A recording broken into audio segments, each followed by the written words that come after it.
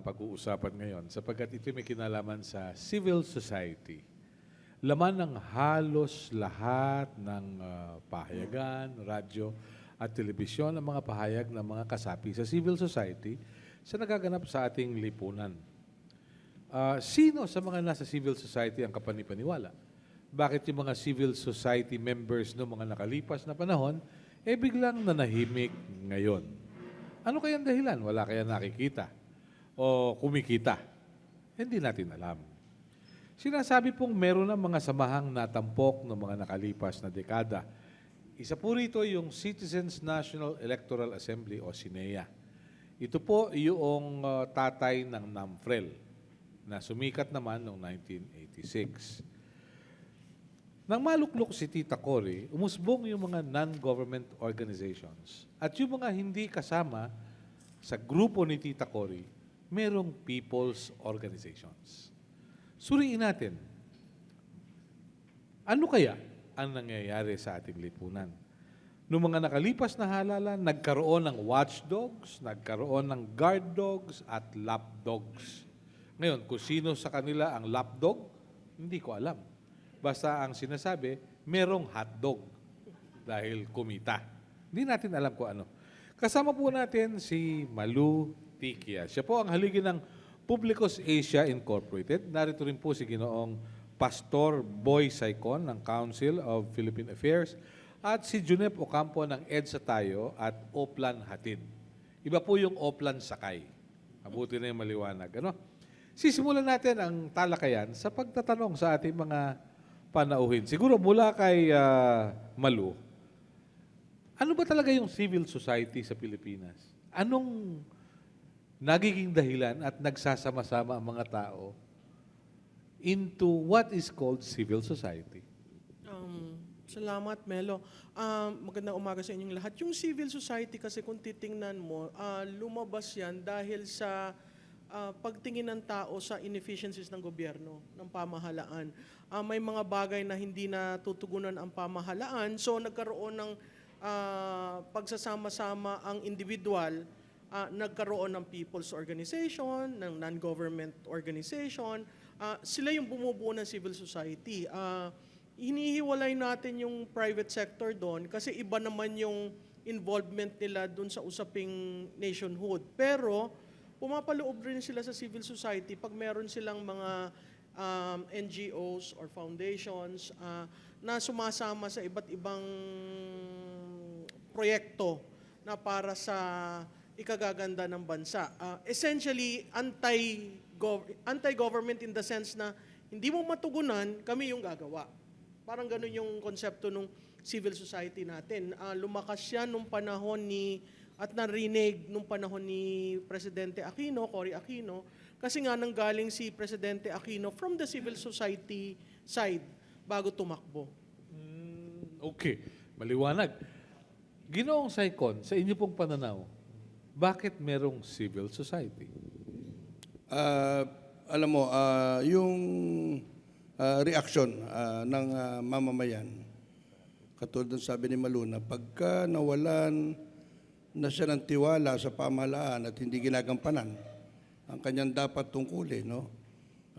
There is an effort, no, that independently, not necessarily jointly, nagkakaroon ng information processing. When that information is processed, no, meaning he is well informed already, yung level of concern niya tumataas. And when the level of concern is high, then he has a choice to participate or not to participate, no? But at least to be part of that now well-informed society, no? To bring the issue out and explain it to the people. Dahil we have also to realize it, Melo, na hindi ganun katalino ang ating mga mamamayan, lalo na butante. Ang mga tao natin na laging nagogoyo, na bobola ng mga politiko at ng mga namamahala, dapat bigyan ng paliwanag na hindi maibigay ng pamahalaan. Kaya ang nangyayari, ang umaako po rito, itong mga civil society, different people's organization, cost-oriented group, no? At ito, sabi ko nga, lumalakas na lumalakas dahil buo na rin po na nanggaling tayo sa people power eh. Sa kamay ng mamamayan, inilagay no, yung kapangyarihang pagpapalit. Ngayon, sa pag-i-inform, yan po ngayon ang nangyayari. Kami dito, nila Malou, na we want to inform and help no, our citizenry. Okay. Junep, yung bang inyong Oplan Hatid, yung ba ay nabuo sa frustration na walang ginagawa yung gobyerno para tulungan yung mga dinala sa Manila para maghanap ng kanilang kamag-anak? More than ano po, magandang umaga po muna. No? Ako po si Junep Ocampo. Dati po akong journalist. So mas sanay po akong umupo dyan sa upuan nyo kaysa dito sa upuan ko. Yun pong Oplan Hatid ay ipinanganak noong November 15 to be exact, bilang spontaneous reaction. So spontaneous, ibig sabihin, hindi ito plenano. Ito po ay bigla na lang sumulpot kasi may pangangailangan. Ano po yung pangangailangan? Yun po yung kakulangan o kawalan ng transportasyon mula sa Villamor Air Base papunta sa mga kamag-anak ng mga Yolanda survivors na dumarating mula Tacloban o mula Giwan o mula Ormoc papunta sa Metro Manila. So sa loob po ng 17 days, with the help of more than 2,000 volunteers na ang gamit ay mga sariling sasakyan, gastos nila yung sarili nilang gasolina, nakapaghatid po tayo ng mahigit 20,000 survivors. So 20,000. Yan po ay record ng DSWD mismo. So kami po, hindi po namin planong magtayo ng civil society group o makilahok o parang i-criticize yung government. Lahat po kami ay nakakita lamang ng pangangailangan at nakita namin yung kakayahan, yung bang pwede pala kaming tumulong. Ang isang Melo na pinakamagandang nakita ko na isang comment sa Facebook. Sa Facebook lamang po kasi nabuo yun eh, yung Oplan Hatid. So may isang bata na nagsabi dun sa nanay niya, 7 years old daw yung bata. Nung nakita niya yung Oplan Hatid, sabi niya sa nanay niya, "Ma'am, we can do this, can't we?" Parang sila may sasakyan eh. Di ba? Pwede naman tayo maghatid, di ba? Kaya nating gawin to. So yun po ang siguro isang pinakamalaking lesson na natutunan namin sa Oplan Hatid. Lahat tayo ay merong kakayahan para tumulong. Napakaganda nun ah. Alam mo, isa sa mga volunteers ng Oplan Hatid, executive ng Asian Development Bank, si Ramoncito de la Cruz. Kaya doon sa FOCAP, nagkaroon ng special article about this. At nirequest namin sa kanya to write about his experience doon sa Oplan Hatid. Congratulations for doing that. But in the same manner, it goes to show that the government has no program to further assist yung ating mga kababayan. Right, Junep? Nung araw, nung mismong nagsimula po kami, Melo, actually ang naging parang catalyst nung Oplan Hatid ay isang post sa Facebook ng isang volunteer na nagpunta sa Villamor Air Base para mag-volunteer, para mag-repack. Nung pagdating niya ron, wala na palang space dahil sa sobrang dami ng volunteers for that. So wala rin siyang maparkingan, Melo. So may sasakyan siya, wala siyang maparkingan. Sabi niya, ano pwede kong gawin? Sabi raw nung taga-DSWD, gusto mo magbigay ka na lang ng pera. Para saan yung pera? Para mabigyan natin ng pamasahe yung mga survivors na dumarating. Niya, wala akong maiabot eh. Pwede bang ihatid ko na lang sila? So doon nagsimula yun. So naghatid siya ng isa. So nung gabing yun, naghatid siya ng isa. Kinabukasan, pinost niya sa Facebook. So yun po kumalat na. Parang, gaano ba kahirap maghatid, no? Gaano ba kahirap, may sasakyan tayo, muuwi tayo araw-araw. Nakikita natin maraming tao sa kalsada o sa MRT, di ba? Na walang masakyan, pumipila ron. So yun ang iniisip namin, Melo, yung Oplan Hatid, pwede ba natin gawin tong model bilang solusyon sa transportasyon. Mm-hmm. So yun forward-looking na yun eh. So, paano kasi hindi naman sinabi ng Secretary Coloma, mag-boost na lang kayo, di ba? That came in a bit late, right? Okay. Pero Malou, sa ganitong pagkakataon, sa tingin mo ba, yung katulad nung ginawa nila, no? Yung kaya masasabi mong angkop na salamin sa pamahalaan para masukat yung kanilang kakulangan o kanilang nagagawa? Maganda yung shinare ni Junep, no? Kasi makikita natin dun sa nangyari sa Yolanda, nabuhay uli yung sense ng people power eh. Pero iba namang nakita kasi ng tao yung inefficiency at kabagalan ng pamahalaan. So instead na batikos ka ng batikos, ang suggestion na nung iba, kanya-kanya na tayong lakad. Kung sinong may kayang gumawa nito, gawin ito. Actually, yung nangyari kina Junep, talagang nakita namin noon, kasi kami nasa Project Paglaom kami, ang ginagawa namin noon, merong gusto mag-donate, ayaw ibigay sa gobyerno, pinadadaan sa amin, para kaming naging logistic hub. So kami yung at the back, kami lang yung nagfa-facilitate saan dadalhin ito, sinong tatanggap niyan.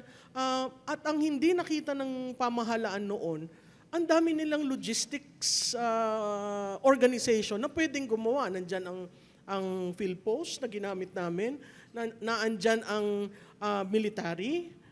Yung una talagang reaction ng unang few weeks, talagang magugulat ka kasi parang nag-freeze.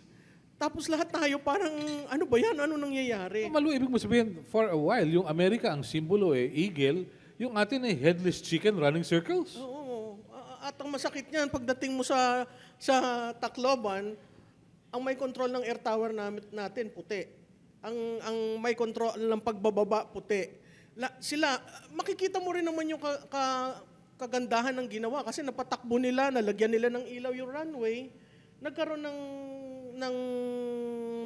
galaw sa baba. Kundi walang ganon, matagal tayong maghihintay para ang gobyerno natin na mag-isip na lagyan ng ilaw para makababa yung mga eroplano na may laman ng mga kagamitan. Doon instant na yon, nakita mo na talagang very elementary yung problema. And yet, yung massive infrastructure ng gobyerno, hindi nila napagalaw. Doon ako na bahala na mag-iisang taon na yan pagdating ng November. Pero nakikita natin yung massive infrastructure ng pamahalaan, hindi mo nakikitang dumadating sa tao eh. Yun ang nakakalungkot. Bakit nagkakaganong kaya? Hindi naman, siguro isa doon yung leadership problem. Pangalawa, yung kultura na team yung, hindi mo nakita yung teamwork eh. Nakita mo yung teamwork siguro nung nakita na nila yung mga katulad ng mga grupo ni na Junep na politipak ka pa nga sila, di ba? Yung pinagbawalan paglipat. sila. Pinagbawalan sila sa Villamor. Yung gumagana, tumatakbo, ginagawa pa nilang problema yun. Imbis na pumunta ka doon sa may problema at yun ang tugunan. So parang yung mga tao na pakla, na parang tumutulong na nga kami pa ngayon ng ini-issuehan. Yun ang medyo hindi maganda. Okay. Junep, ano ba talaga nangyari? Kamela, dun sa Villamor Air Base, nagkaroon lang talaga ng power struggle doon. Nagsimula talaga ang Oplan salubong ang tawag nila eh. Yun yung buong operation. It was started by the Air Force ladies. Ito yung mga asawa ng mga generals, colonels, basta yung officials ng Air Force. Maganda yung ginawa nila, talagang very well managed. Kaya lang nagkaroon ng problema nung pumasok na yung DSWD. So parang sino ngayon ang masusunod? Parang ikaw, Camelo, pumunta ka sa bahay ko, tapos gusto mo manduhan ako. Bahay ko to eh. Di ba? So yun, bahay yun ng mga ladies, bahay yun ng Air Force. Kaya lang, DSWD, sabi nila, we have the mandate. Di ba? So sila dapat ang maging in charge. So yung ganong konting Nagkaroon politics. ba ng turf war? Definitely may turf war. Tapos kami yung nasa gitna. Okay. So that's the problem. Boy, kayo po veterano na sa civil society. Yung binabanggit ni Malou na parang nagugulantang ang pamahalaan pag may trahedya. Ano ba ito? Is it because hindi na paghandaan? O walang paghanda talaga? O hindi lang alam ang gagawin? Wala po sa puso. Wala. Sila mismo, no, katulad ng ginagawa nila Junep, ang ginagawa nila, before people power, is bayanihan. Hindi mo kailangan ng gobyerno. Sarili natin, magkapit-bisig tayo, magtulong-tulong, bayanihan. Bakit sila mismo pumapatay ng bayanihan? Pag nakita mo na nagkusang loob ang mamamayan, para silang naiinggit. Ay, kika, kami dapat ang may control niyan. Bakit ganun? We crow about our economic growth, but our own people is dying of hunger. we are being criticized no less than by international media until today. What and how the government is totally mishandling the Yolanda issue. Why are they now criticizing? Because they are the donors. When they find out that what they delivered was spoiled because it was not delivered, ngayon ang tanong, hindi kakayanan? Di-deliver mo na lang eh. Hindi mo na ipoproduce eh. Wala kasi sa puso. Okay. Given such a situation, Malou, yung bang ginagawa ng civil society in a way can influence government policy? O ibang priority na nasa gobyerno? Sa tingin ko ngayon may disconnect. Sa tingin ko mas nai-impluwensya ng gobyerno ng mga oligarko than yung ordinaryong tao. Kasi kung makikita mo, lahat ng priorities nakatuon dun sa ekonomiya eh. Ekonomiya na essentially maganda naman ang fundamentals. Pero yung ordinaryong tao, sabi nga, boss ang ordinaryong tao, pero parang hindi na-aaksyonan, hindi, kahit mo iparating, parang walang katugunan. Pero pag may isang negosyante, kunyari, may isang negosyante nag-bid, nagkamali sa bidding requirement, big issue yon. Merong common platform, nagkakagulo ang mga negosyante.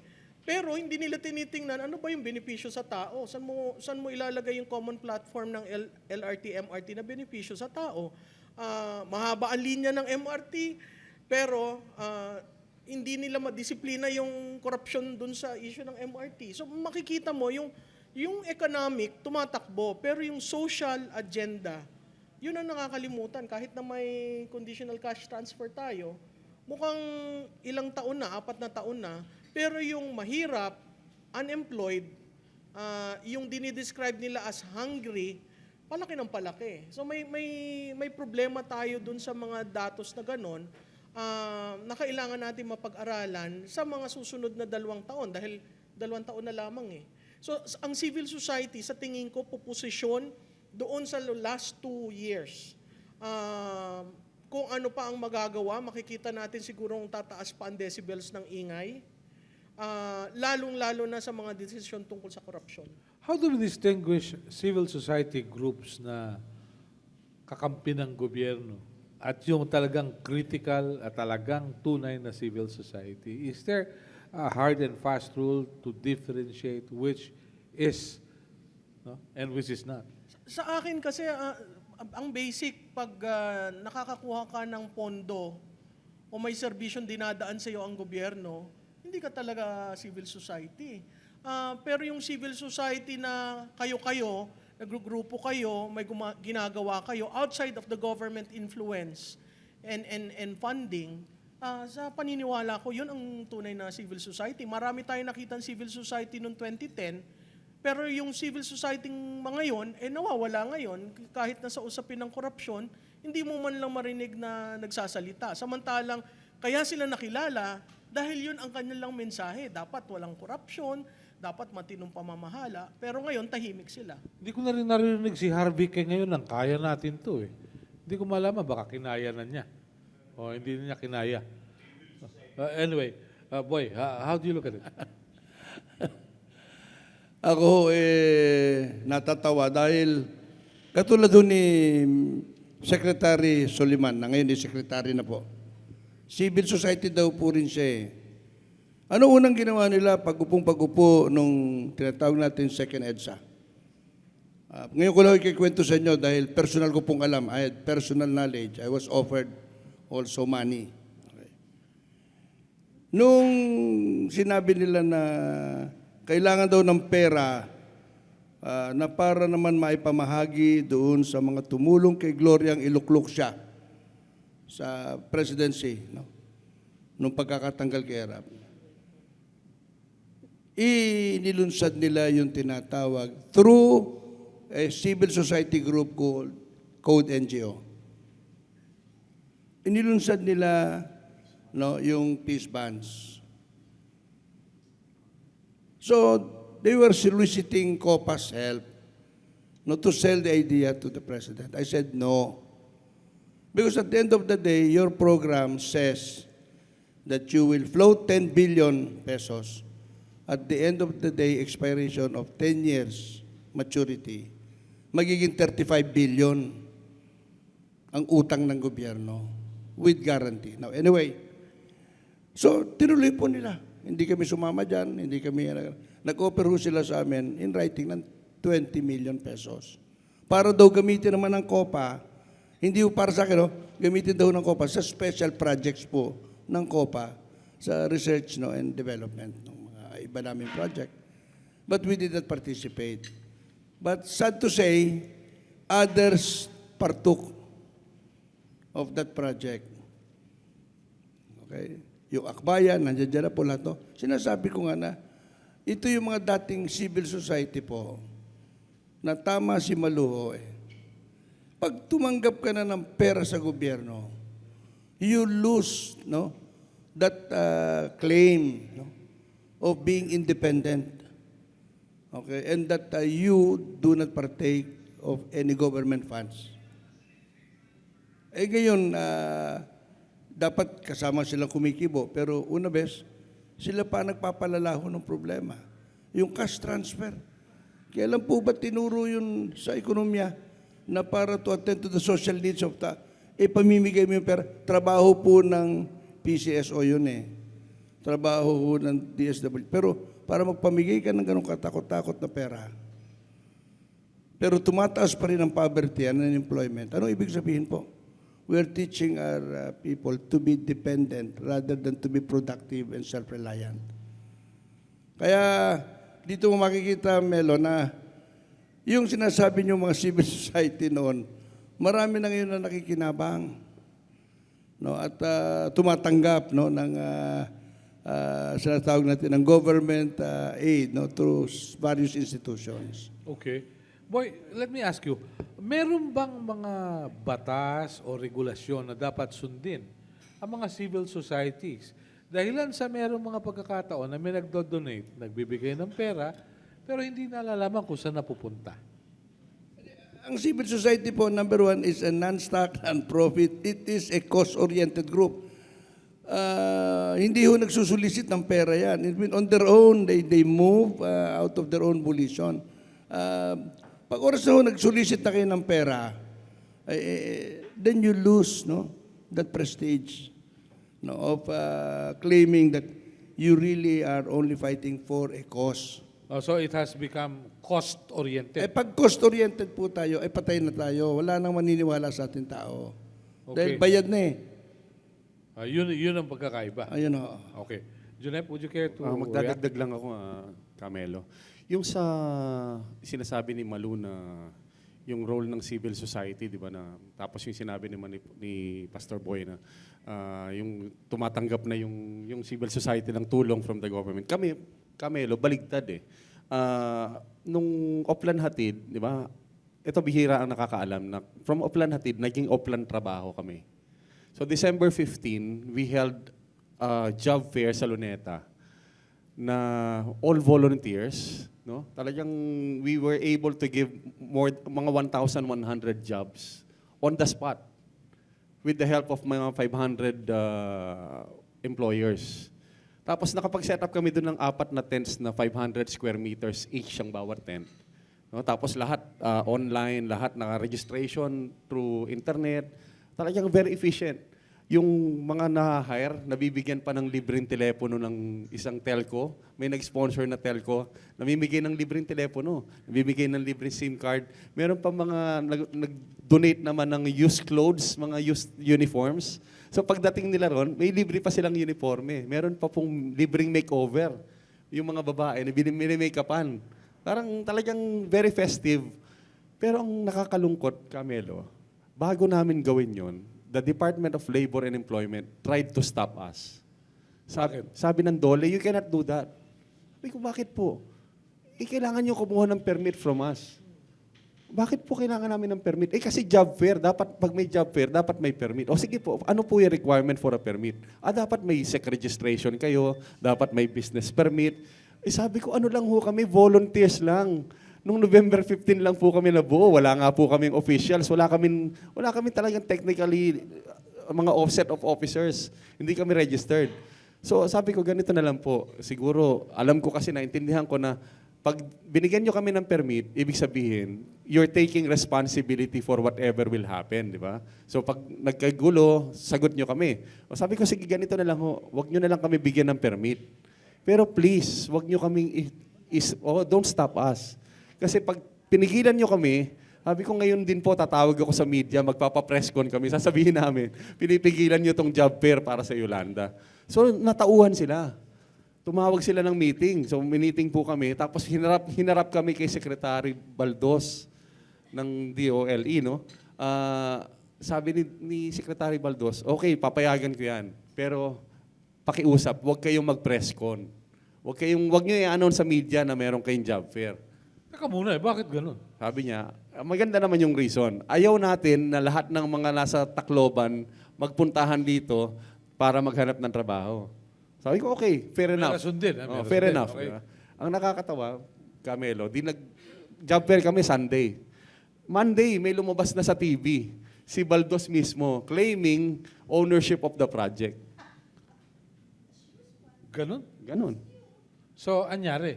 Ngayon, eto medyo nakakatuwa naman kasi itong Independence Day, they copied the project. They did that exactly sa Luneta, kung saan namin ginawa. Nakita Sa Lapu-Lapu nila, Circle. Doon din, the same format, the same system, they copied it. So sabi ko, mukhang ginagaya na tayo ng gobyerno. So yun po pwedeng either kontrolin nila o gayahin nila. Kami, flattery yun sa amin, di ba? Na kinokopya nila. Sabi ko, maganda yun kasi nakakapagbigay tayo ng hanap buhay. Okay. Malou, is it also possible that government gets into the picture by giving money to NGOs and people's organizations para makontrol nila ang takbo ng kanilang mga pahayag at pananaw sa mga isyong nagaganap ngayon? Sa tingin ko, ganun yung nangyari dun sa mga NGOs at members ng civil society noong 2010 eh. Karamihan ngayon tahimik eh. I recall there was a Yellow Force or something, several NGOs in 2010 who supported the campaign of the president.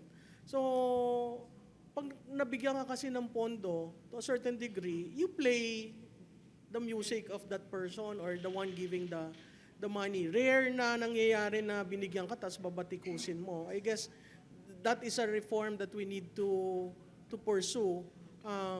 Kasi technically, pwede ka maka-avail ng tulong sa gobyerno dahil taxpayers' money yon. Pero hindi dapat sabihin, pag nag-avail ka nun, you lose the independence. Yun ang kailangang maintindihan ng pamahalaan. Baka ka naman kasi tawagin ng pamahalaan na lagaring hapon yung grupo dahil...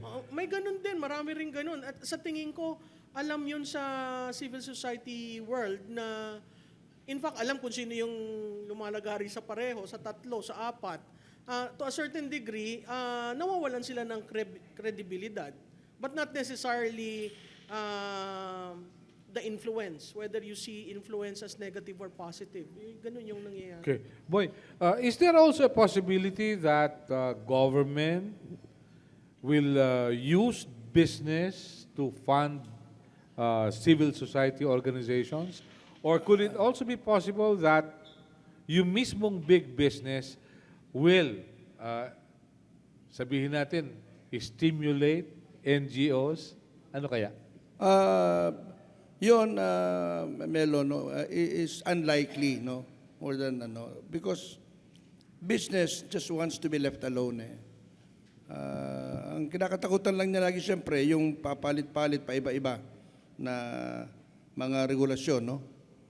In the middle of a game and now, but for it to intervene in the activities of civil society, no, it does not really allow corporate profiling of who they will support outside of, katulad yung sabi nga dito sa atin ng ating kasama na may mga nagdo-donate, no, ng mga corporate big business na may nagdadala ng pagkain, may nagdadala ng computer, may nagdadala ng cellphone, no? Ito, sabi ko was because they believe more in giving the control of this assistance to civil society than to the government. Kaya kita mo nga, ako, I want to congratulate Junep pero mo, kung hindi mo pa sila bigyan ng idea, hindi sila magkakaroon ng idea, di ba? O kaya mag-isip-isip pa kayo ng maraming programa, Junep, at para hindi lang yung gobyerno, pati yung mga pamahalaan ng private sector, makita kung paano sila makatulong sa inyo. Mas maraming magbibigay sa inyo, I guarantee you, Junep, than to the government. Ay, di parang mapaprivatize na gobyerno niya pag nagkataon, ano? Anyway, we have questions from the floor. Let's start. Tracy Cabrera po, from Police Files Tonight. It is said that democracy has its roots in Greece. One of the city-states who developed democracy was Athens. It became an empire because of democracy. Nung pinasukan ng oligarchs, nawala yung Athens. Nung pinasukan yung Sparta ng oligarchs, nawala din yung Sparta. Nawala yung Peloponnesian Empire. Ngayon, kaya ako sinabi po yun, dito sa atin, we profess that we are democratic. Pero pinapasukan din tayo ng oligarchs. Prediction lang po, what would happen to the Philippines after, say, 15 years? With the developments na nangyayari, nakikita natin yung oligarchs na yung mayayaman, sila lang ang namamayagpag, diba? Yung mga leaders na dealers, nandyan pa rin.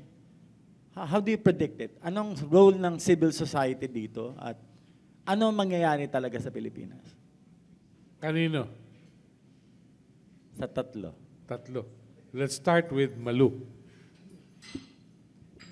Mahirap yung tanong mo. Dapat siguro si Madam Auring ang tatanungin natin dyan Si Madam Auring. Anyway, Malou, please. Yung oligarchy kasi natin, nasanay na Since the start of this republic, the oligarchs have pretty much controlled everything in the country. I don't think we have, I don't know how many of you read the work of Piketty on democracy and the oligarchs. Doon nagsusubscribe ako na hindi tayo makaka-develop kung yung oligarch hindi maiintindihan na to a certain degree, bawasan nyo naman yung profit orientation. Kasi yun yung sinasabi nilang rising of the tides. Di ba ang sabi, pag naglagay ka ng ng tubig, yung mahihirap paangat, pag-angat ng tubig. Sa atin, hindi ang lokohan nga, may butas pala yung lagayan, kaya naiwan yung mga mabibigat, yung pabigat daw sa lipunan. 15 years from now, I hope 2016 will be a turning point. I've always said that. Every election is a turning point. Every election kind of shows hope. Ang problema, once they are in position, nawawala nawawala rin yung engagement ng botante to remain engaged. Kasi parang sawan-sawa na kami, nakikita na naman natin, ayan na naman sila, korupsyon, ganyan. Parang walang end. Ang akin lang, until we are able to look for a leader, ayoko kasing gawing leader-centric dapat yung mamamayan should be able to rise. And this free space, katulad ng media, ang dami yung mga sinasabi at pagpupuna at pag-aaral, dapat rin yung taong bayan matutong ring magsalita at magtanong at dahil hindi tayo magbabago kung hindi natin gagawin yung ating part. Napakahalaga doon na isama natin yung oligarch sa mesa at sabihin natin, pwede ho ba, wag naman ganong ka-greed. Mag-iwan ka naman na tulungan mo, kunyari, contractualization, napaka-issue yan. Paano i-cure yung unemployment? Huwag ka magbigay ng contractualization. So meaning, sino yung mga nagbibigay ng contractualization? Yung mga billionaires na nasa Forbes list. Yung maliliit na bagay na gano'n, napakahalaga para malaman ng tao, ito palang bilyonaryong ito may puso. Hindi mo gagamitin yung CSR para sabihin, may puso ako, may CSR nga ako eh. Actually, tax haven yun eh. So yung mga Yun ganon, nga eh. Yun ang tama. diba? You hit it right. So dapat ma-address natin yung oligarchs at masabi natin sa kanila, kung gusto nyong magkaroon, wag tayong pumunta dun sa kaguluhan na binabarila ng oligarchs, di ba? Maging parte kayo ng solution. Huwag kayong maging masyadong matakaw at siguraduhin nyo namang nakakatulong kayo, hindi lamang sa bulsa nyo, pero doon sa buong bayan.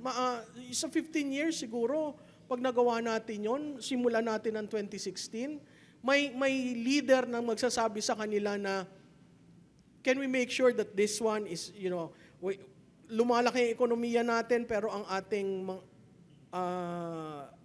hunger, ang poverty, ang unemployment, napakalaki. So ano ang tulong ng oligarchs doon? Dapat ganun yung usapan. Hindi mo ipapasa doon sa taong bayan dahil mahirap pag yung taong bayan mismo ang mag-aaklas eh. Boy? Talagang yung kasabihan na history repeating itself. Totoo po yan, no? They rise and fall due to the greed. Isa lang po yung greed. Now, yung oligarchy po natin, ang problema, kompromisado po lahat. They have their masters to report to. Lahat po yan. At I would say now, at least 60% reports to China. Others report to various entities, no, and nationalities. Kaya mas mahirap mo siyang pakiusapan, sabi nga ni Malou na maging social consciousness niya ay tumaas. Sapagkat bakit? May prinsipales siya eh. Hindi siya may desisyon sa buhay, no? Nasasabihin niya na obligado akong tumulong maski 10% i-retain ko. Binanggit ni Malou din yung contractualization. By 2015 na sinasabi ninyo, 16 or whatever, mas lalaki pa po yung contractualization. Bakit? Because pinoproteksyonan ng gobyerno. Paano makapag-aaral ang mga anak ng contractual workers when they're only guaranteed 5.5 months of salary? The first thing that is hit is education. Paano magkakaroon ng kaalaman yung kabataan? Hindi nyo mapag-aral. Dahil bakit? Sino pinakamalaki contractualization dito? Boss, yung mga malalaking kumpanya. Ayoko na lang magbanggit ng pangalan. Lahat sila na nagre-report sa kanilang mga prinsipales. Kaya, ibang-iba ang mukha po no, ng oligarkya sa Pilipinas. Hindi katulad doon, yung mga kasike, no? They're their own masters, but none of them survive. Hindi ba lang kasike kung medyo may utak, kung bobo, paano? Ay, patay na yun, boss. Pagka alam nyo, ang sabi sa akin ni Professor Emmanuel Yap, makipagtalo ka na, no, sa mangmang, huwag ka lang makikipagtalo sa bobo. Sapagkat bakit? Yung bobo, pag nakipagtalo ka, mas bobo ka. Ganun. So, sa mangmang na lang. Sa mangmang na lang, boss. Dahil at least yung mangmang, alam mong talagang siya, no? Pero yung nagdudunong-dunungan, pero bobo naman, napakahirap po. Ay, napakahirap na. Pero balikan ko lang si Malou. Bakit sinabi mo 2016 onwards? Wala na bang pag-asa mula ngayong araw na ito hanggang June 30 ng 2016? Have you given up? Wala ako kasing nakikitang earth-shaking na mangyayari sa next 2 years. I mean, I think we're in a state where, even sa corporate world, there's discussion at may countdown. Ilang days na lang. People are, hoping that the end comes soon so that we can, seriously have management and governance. In the next 2 years, I don't think that will happen. In the next 2 years, it will remain to be a propaganda war. In the next 2 years, I don't think we will make hard decisions needed by the country to move forward. Sa tingin ko, icing in the cake na lang itong last 2 minutes natin. And I don't even see, a closing of the corruption thing. It will drag on. I believe it's a moro-moro. So, Ganon. Are you saying that we have only 3 choices to look into, like having an American duck, a Peking duck, or a lame duck? Ganon ba yun? parang ganun. I hope there's somebody, wala kasi ako nakikitang exciting candidate out there eh. People are continually looking, but there has never been an agreement that, ito. Ang usapan na shift sa winnability.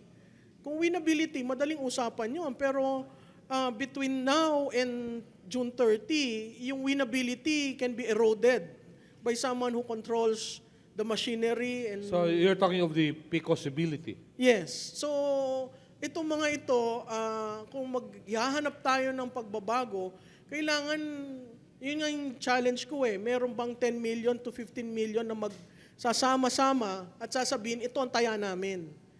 Kasi hanggat meron kang ganong critical mass, you really cannot create any reform in this country. But let me ask you, Malou, what if our young people are more concerned of one direction rather than political issues? Well, kailangan nating, alam mo, napakalaki ng new voters in 2016. Kaya, again, babalik na naman tayo doon sa civil society. Napakahalaga ng role ng civil society na udyukin itong mga kabataan na to really pay attention to what's happening. And really go out. Nangyari yan nung panahon nung tumakbo si Miriam eh. Di ba? Oo. Yung mga kabataan mismo yung na-challenge and took up.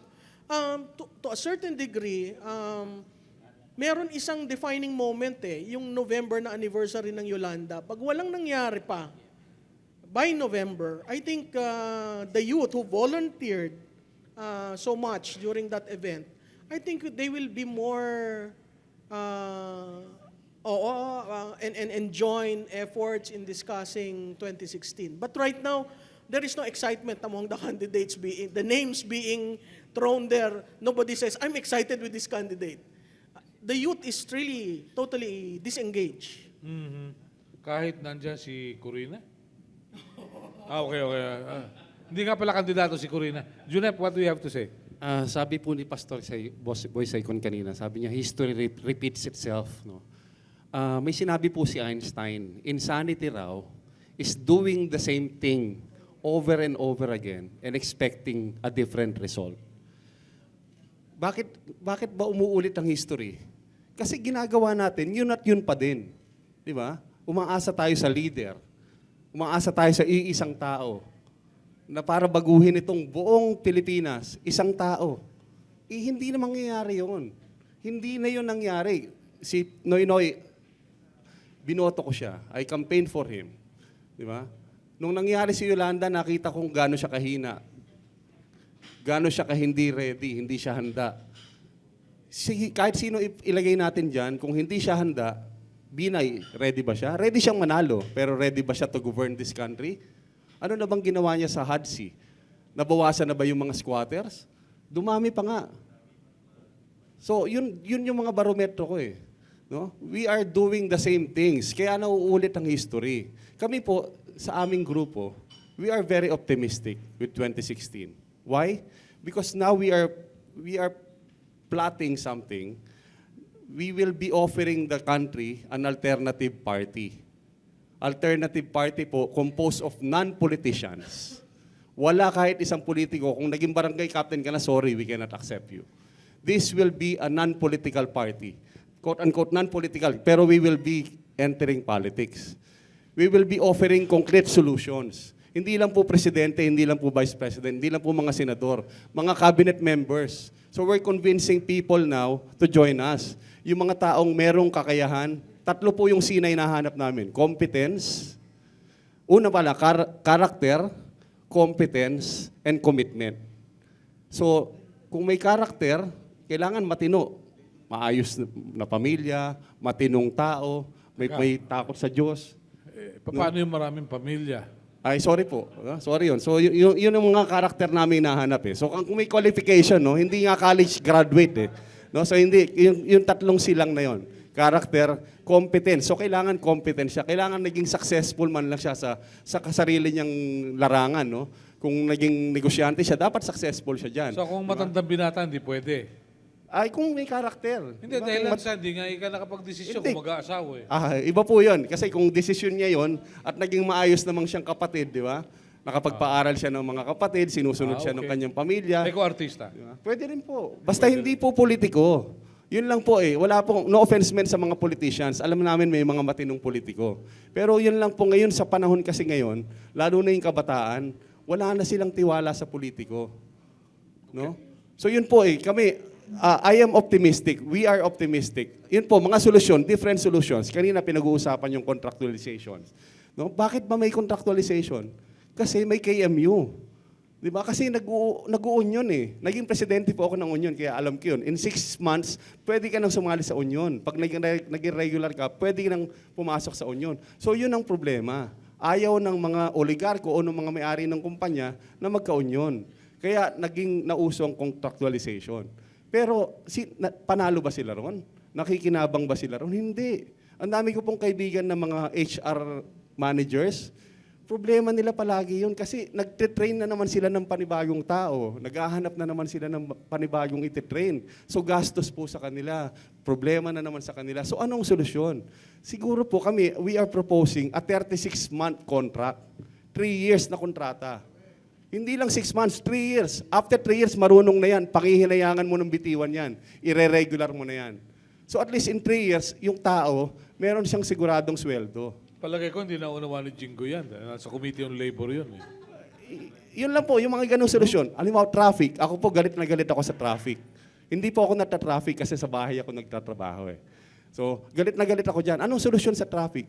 Ano bang problema ng traffic? Saan ba nag-uugat ang traffic? Traffic lang kasi sabay-sabay tayong pumapasok at sabay-sabay tayong umuwi. Di ba? Pag linggo, may traffic ba? Wala. Di ba? Kasi walang pasok eh. So pag gabi, may traffic ba? Wala. So gawin natin, ibahin natin yung oras ng pasok at ibahin natin yung oras ng uwi. Huwag na tayo umuwi. Hindi po. Ako, halimbawa sa gobyerno, anong oras ba talaga pumupunta ang tao sa government office? Halimbawa ako, birthday ko halimbawa bukas, pupunta ako sa LTO, magre-renew ako ng lisensya. Kalahating araw na yung ubusin ko para magpunta ron. E di extend mo na lang, lagay mo sa gabi yung gobyerno para hindi umabsent yung tao. Gawin mong 4 days na lang o 3 days na lang yung gobyerno pero mahaba yung oras. Maganda to. So yan yung mga solusyon. Pag-usapan po natin yung solusyon, wag lang yung problema. Okay. Kasi puro problema lang po tayo eh. Ngayon, kung puro problema lang po, mawawalan na tayo ng gana. Baka mag-abroad na lang tayo lahat. Pero diba? mas maganda siguro yun pag nag-abroad lahat, no? Eh, O konti na- makikinabang po rito yung sinasabi nating oligarko. Okay. Diba? Yun po ang makikinabang. Yung mga masters na sinasabi ni Pastor Saycon, yun po ang makikinabang. Gusto nila talagang umalis tayo.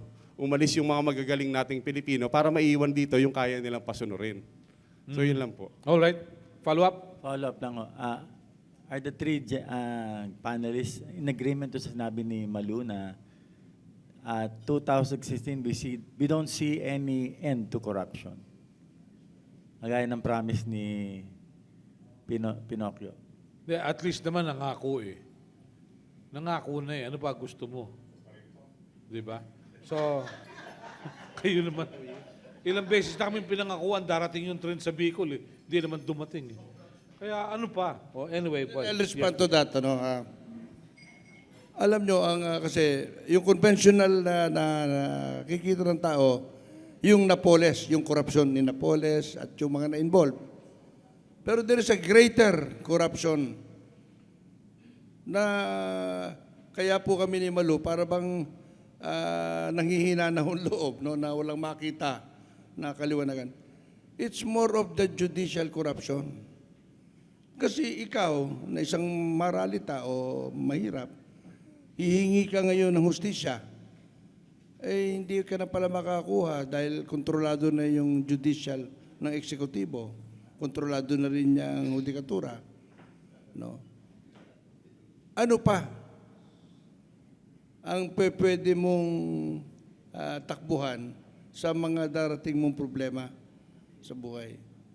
When the whole system there, no, is being tolerated, accepted to a certain degree, na ito na po yung kalakaran. Nung tinanggal po natin si Marcos, ang tawag po natin, kickback, yung 10%, na lahat ay pinakailaman nila sa Malacanang, for 10%. He is called Mr. 10%. Now, pag ngayon, sinabi mo, kumita ka ng 10%, pagtatawanan po tayo ng tao. Bakit? Boss, ang kalakaran ngayon, 60% na eh. So, nakita nyo, slowly but surely, tinatanggap eh. No? Yung kalakaran na tinatawag. Ngayon, 60% na. Ay, sabi ko, lumalabas pala, mas maganda pa pala nung kay Marcos at least 10%. Ngayon ay 60% na. Kaya ako, I see the 2016, no? Because I have not seen any candidate state yung posisyon ng problema ng bansa. Based on historical facts, sabi nga natin yung nakalipas, why do we continuously shoot our foot in the air? No? So, ano ang dapat na issue na ilabas natin sa tao, kaming mga nasa siguro civil society, no? At kayong mga nasa media, ipaliwanag ho natin, ano ba yung corruption lang? Hindi yung ninakaw yung pera. Ano ba naman yung 14 billion? Pero yung mga dinidesisyonan doon sa Supreme Court, sa Court of Appeals, ay by the hundreds of billions. Oh. Sino nakikinabang? Yung oligarkya. Dahil bakit? Sila may pambayad eh. Yung mahirap, wala akong pambayad. So in the same manner, there is this phenomenon of justice for sale? O di kaya practicing justices? Ganun? Okay. Ano ka ba naman? Meron nga akong kilala, dinesisyonan na sa lower court. It's just a matter of property ownership. Ha? Ni-reverse sa Court of Appeals. Nag-appeal doon sa Supreme Court, ni-reaffirm yung lower court. Mamaya, ibinalik na naman uli sa Supreme Court, talo rin. This is purely a 400 square meters property. Dahil bakit? Kasi kadugtong ng isang malaking mall. Paano? Saan pupunta yung taong walang ibabayad doon sa agency sa malaking binabayad? Okay. Sabagay, sa NLRC, may alam akong kaso, nanalo yung obrero, hinintay muna nung sheriff na maibenta nung employer yung property, saka sinerve yung desisyon. May ganun. NLRC yan. Linggoy? Magandang umaga po. Linggoy, opinion. Bago po sa aking mahabang tanong, may suggestion lang ako para kay Junep. Sige nga po. Oo. Kasi alam nyo, pag minumungkahi yung magpalit ng schedule yung gobyerno, kuminsan napakalaki, natatakot yung, alam mo, yung mga matetreten ng change. Kaya mungkahi ko, gawin yung piecemeal. Ang palitan natin muna yung schedule, yung dumadaming mga function ng gobyerno na mahaba ang pila. Kasi pag ginawa natin gabi, hindi masyado mainit. Pag ginawa natin gabi, yung pila hindi makakaabala ng traffic, di ba? Okay. Anyway, going now to our long question. Ilan ba yan? Ilan ba yan? Ay, 3 pahina po. Sa kasaysayan po, yung credibility at relevance ng civil society, mahalata natin, nagbabago ang terminology. No? At nagkakaroon ng swings. Ibig sabihin na high tide, low tide, o left or right, up, down. Okay. Japanese time, Halimbawa, pag walang pera. kanina, kaya ako bumubulong dito, tinatanong ko, nung 1950s, nung bata pa ako, ano yung term? Hindi niya rin maalala. Okay. So, umpisahan ko na lang sa 1970. Noong 1970 po, ang favorite term ay activism o activist. Tapos, nung dumating yung anti-Marcos, ang favorite term ay cause-oriented. Itong cause-oriented, nagkaroon ng PAN. Yung cost-oriented. Now, in late Cory's time, dahil si Cory medyo hands-off sa direct involvement sa political parties, kaya naman lumaki yung NGO. No? Hindi lang lumaki, dumami ang NGO. Every Tom, Dick, and Harry may NGO. Pero hindi totoo po yung sinasabi ni Boy Na? na pag may pera, hindi na civil society, hindi na NGO. Kasi pag yun ang in-apply mo, baka wala na tayong makitang NGO o civil society. Government Okay. funded. Ayun, yun ang punto ko ngayon. Kasi ang sinasabi mo, ang implication mo, Boy, Philippine government money. Pero ang malaking bagay ganito, sino nag-imbento ng popularity ng term na civil society? Ito po ay mga foreign donors. Kasi po, noong 1986, hindi ko po naririnig yung civil society. Noong 1989, hindi ko pa rin naririnig Pero somewhere in the middle of the 90s, naging popular ito. Basically, kaya ginawang popular ito dahil ang tingin ng foreign donors, corrupt ang mga government. Therefore, people to people. Hindi nyo nakita yung nag-handshake si Uncle Sam Cooperative at si Juan de la American Cruz. Relief Everywhere. Direct. Ang malaking beneficiary, Caritas. Di ba? Okay. Anyway, ang tanong ko ngayon, considering na meron tayong Napoles, na ang ginawa ng Napoles burahin yung credibility ng NGO. Kasi ngayon pala, dati corrupt yung government, pero merong COA. Yung NGO, walang COA, di ba? At least Sa yung isa, Kapampangan, meron niya, kuha. kuha. Yung isa kuha, yung isa kuha ng kuha. Okay. Anyway, sa ngayon po, yung problema natin is dumaan na sa pagbaba ng credibility. No?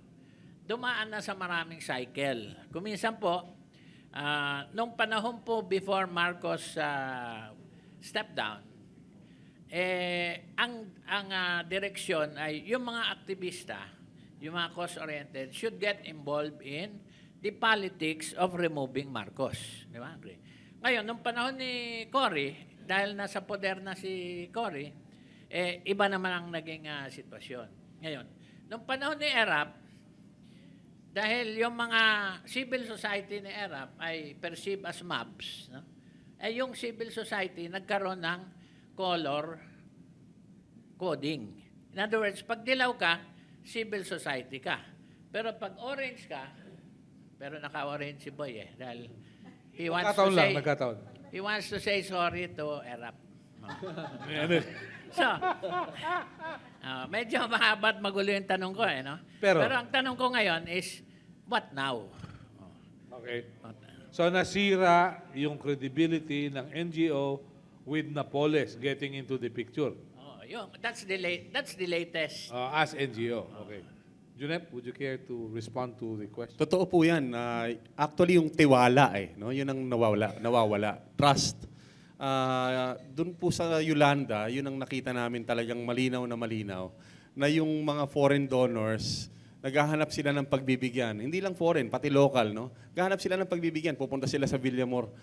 Saan ko ba pwedeng ibigay itong donation na to? Minsan 5,000, minsan 10,000.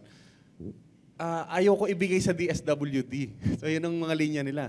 Pwede ba sa inyo na lang?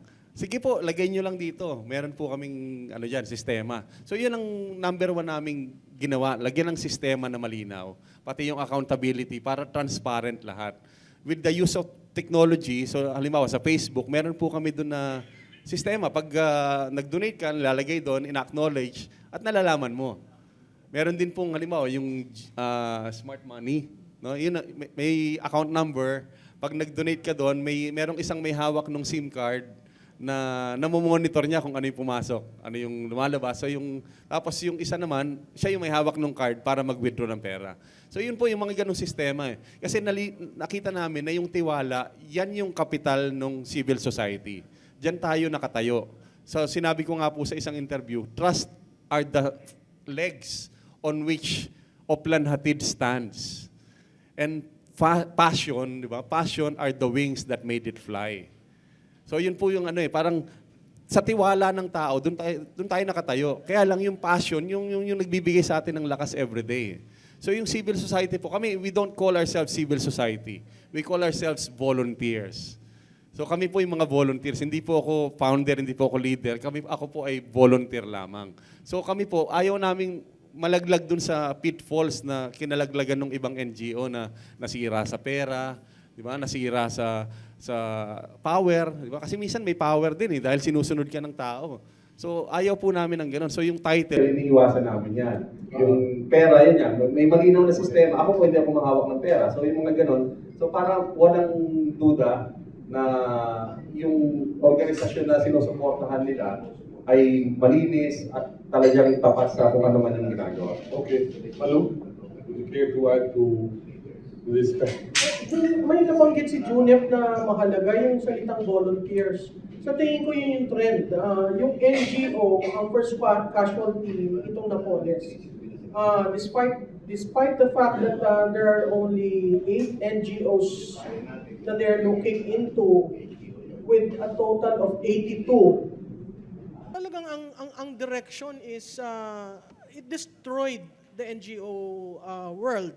So volunteers would be the next big thing. It's an amorphous group, hindi siguro organized, no sec registration, but they agree to band together because they agree on a common objective. Yung community base, I think will be more and more the direction rather than having yung head. Sino ba yung head?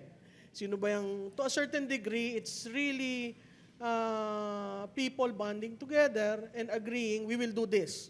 Then after that, kung gusto niyo sumama dito sa sunod na advocacy, sumama kayo. Pero iba yon. So hindi siya nagpapalaki.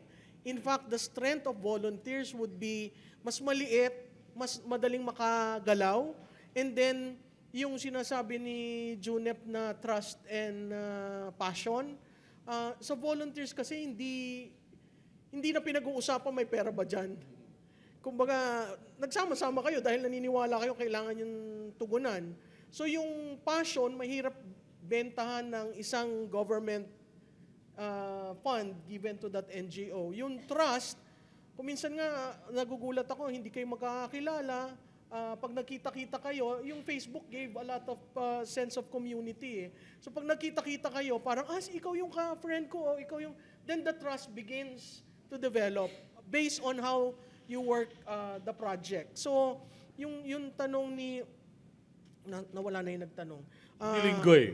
Nilinggoy. Sa tingin ko, ang direction, volunteerism talaga. Kasi dun pa lang sa word na volunteer, tahimik ka na, hindi na pinag-uusapan ng pera. So, immediately, wala nang usapan sa pera. I am there because I believe in that cause.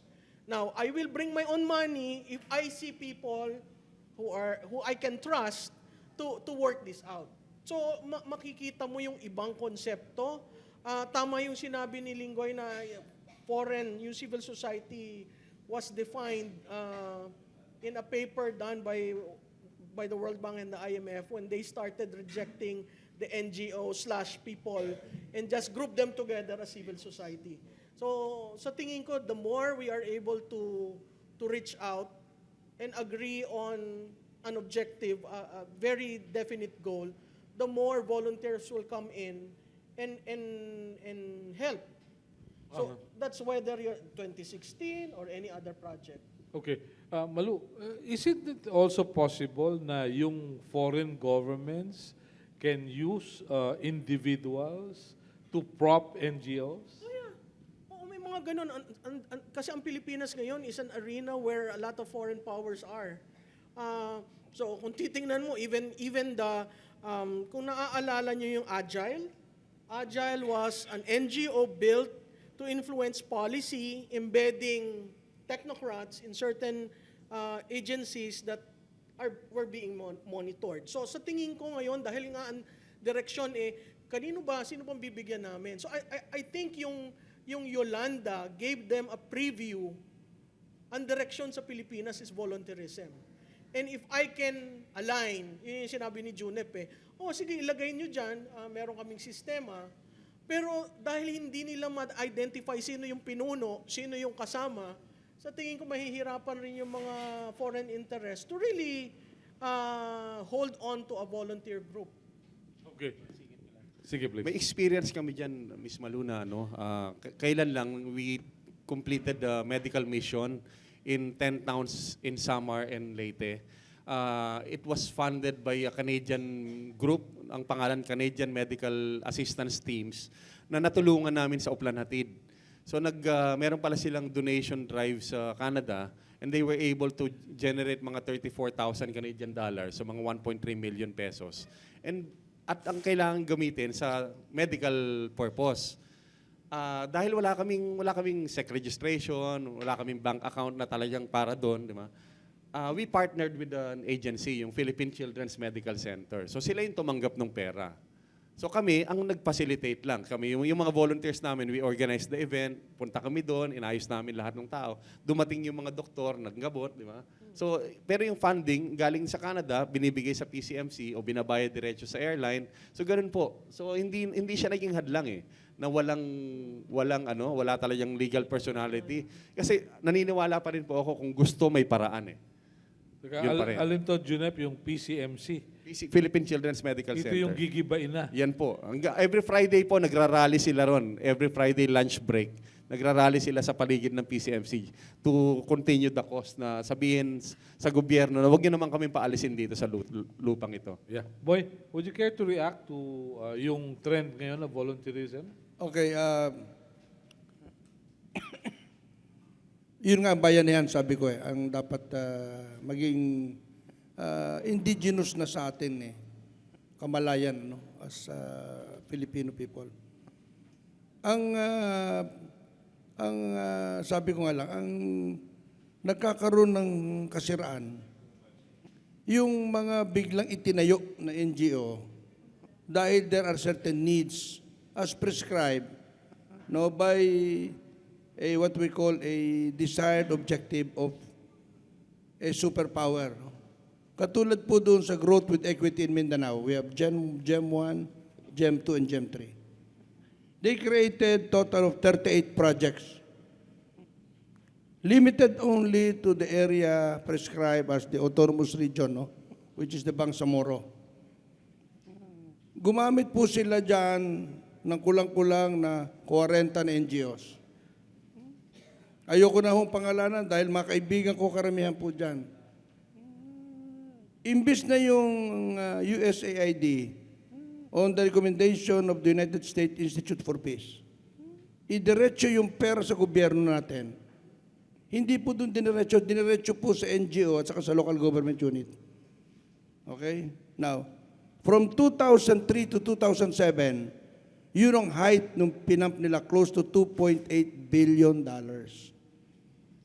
Ang ibinomba ho dyan sa area. Now, this area today is where the fulcrum of the activity of the U.S. forces are. That is from Region 9, 10, 11, 12, and yung tinatawag natin Sulu, Tawi-Tawi Peninsula. Lahat ng NGO na ginamit po dyan, naging conduit. Kaya ang sabi ko nga, doon sa mga kaibigan ko na, bakit kayo nagpapayag na gamitin kayo? Ang soberanya ng Pilipinas ang malaking problema. Okay.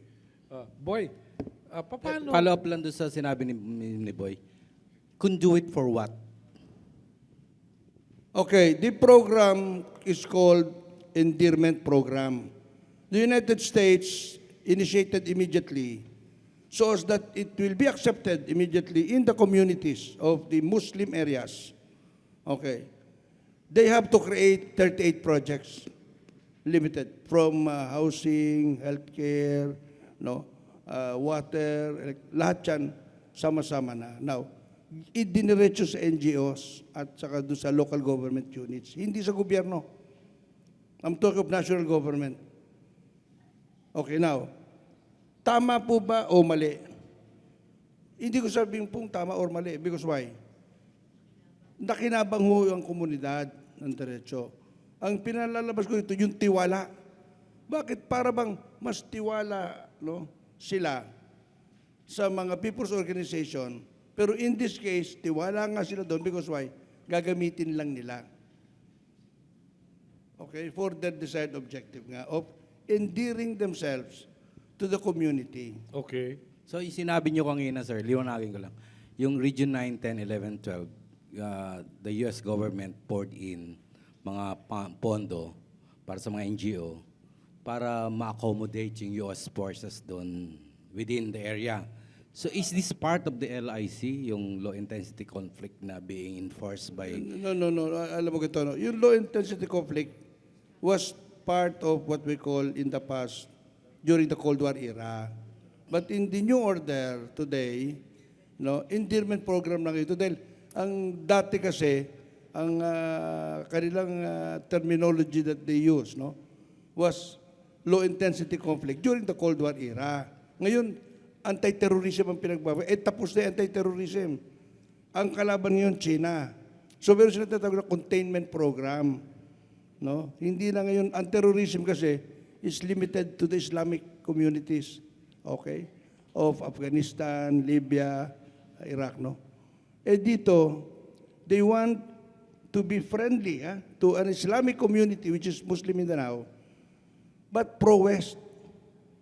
So they have to endear themselves so as that they can freely operate and coexist and natawag na collocate in all the military bases of the Philippine government. Boy, hindi kaya, ito medyo practical lang na tanong, no? Ang tanong ko lang ang kusinero, kahit papano, namamantikaan at nauulingan. Siyempre. Paano yung mga NGO na naging conduit? Abay, ako naman, napapansin ko naman yan. Alam mo, acts of illegitimacy, sometimes you can hide yung illegal acts. But it's very hard to hide the fruits of the illegal act. Nakikita ko na ba? Ako, partner, kapatid, mukhang bago na yung bahay mo. May Tumama sa loto. May bago ka ng auto, may bago ka ng yate. So these are the fruits of the illegal act na, to me, sa tagal na po natin na nagmamanman, it's not within their economic sphere, no? To own or to build. All of a sudden, siguro nagsawa na siya nakatitingin sa bank book po niya. Sabi niya, gusto ko naman matikman itong bank book ko. So napilitan siya ngayon to go out of that sphere of displaying now the wealth he acquired. Now, as what? As an NGO. Ba? Wala naman siyang trabaho. Hindi naman siya corporate person that is being given fast salaries. No? Hindi naman ganun eh. Kaya, doon sabi ko, tama si Malou, nasisira po yung imahe in general. Hindi ko sinasabi lahat puro NGO, ha? Because I still believe that there are strong, good, well-meaning NGOs. Okay. Well said. Please. Okay, RV Castro po. Bukas Palad Philanthropia, NGO, at the same time sa DWAD. At chismoso rin ako. Okay, ang ating naobserbahan, yung tinatawag na common problem, parang identity crisis. Sa government, even 3 branches, wala nang balance. They're trying to outsmart one another in control of one person. Minsan, sa speeches, mapapansin mo before, yung mga presidente o mga government official para nagsesermon. At yung mga pare, sila ang nakikriticize sa mga government problems at sila na-involved. So this one, makita natin identity crisis. Hindi ba prevalent yan even up to now? At paano makikita natin ang NGO o civil society may kanya talagang identity at kanyang purpose na hindi mababahiran? Malou? Hindi ako nag-agree na identity crisis. Siguro weak institutions. Dahil weak institutions, kahit sinong dumating, nayayanig eh. Supposedly yung institutions are the memories of every administration. So, come what may, the institutions are there, but the presidency may change. Ganun din po sa legislative at saka sa Supreme Court. If our institutions are very weak, lalabas, magmanifest siya na may identity crisis. Kasi hindi nga natin nararamdaman. Yung tanong ho nyo dun sa NGOs, dati kasi ho, walang registry of NGOs eh. Tapos dahil dun sa code NGO na sinabi ni Pastor, nagkaroon ng effort na mag-register. Yun lang registered NGOs, yun lang ang accredited NGOs ng gobyerno who can help government. Sa tingin ko yun, weekend the concept of NGOs. Kasi kaya ka nga NGO dahil hindi magawa ng gobyerno yung dapat nilang gawin. So may mga areas, yung issue ko kasi, do we believe in a limited government or a big government? Pag limited government, you let the private sector and the NGOs work. Pag big government, sinasakop. Meron hong debate na nangyayari sa ating bansa ngayon. Gusto ba natin ng malaking gobyerno na lahat sinasakop o maliit lamang?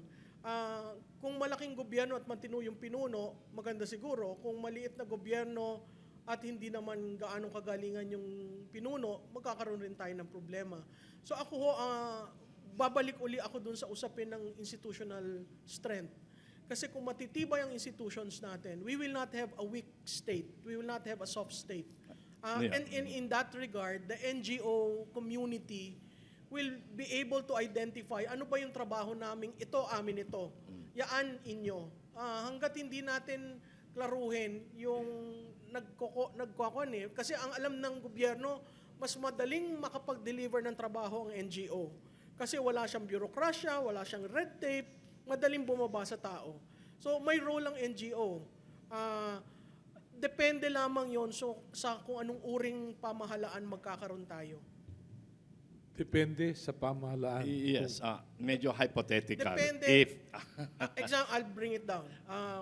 In the Aquino administration, if you are not part of the NGO certified to be supportive when they run in 2010, kasi noong 2010, ang daming NGOs na tinayo para sa eleksyon.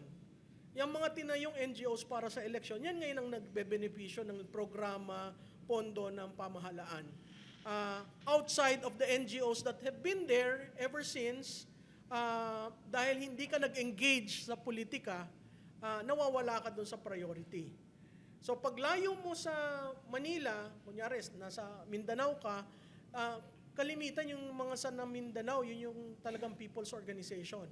Paglapit mo sa Maynila, yung mga NGOs na nandyan usually are politically controlled NGOs. So, going back to your question, kung matino ang pamamahala, hindi kailangan ng NGO eh.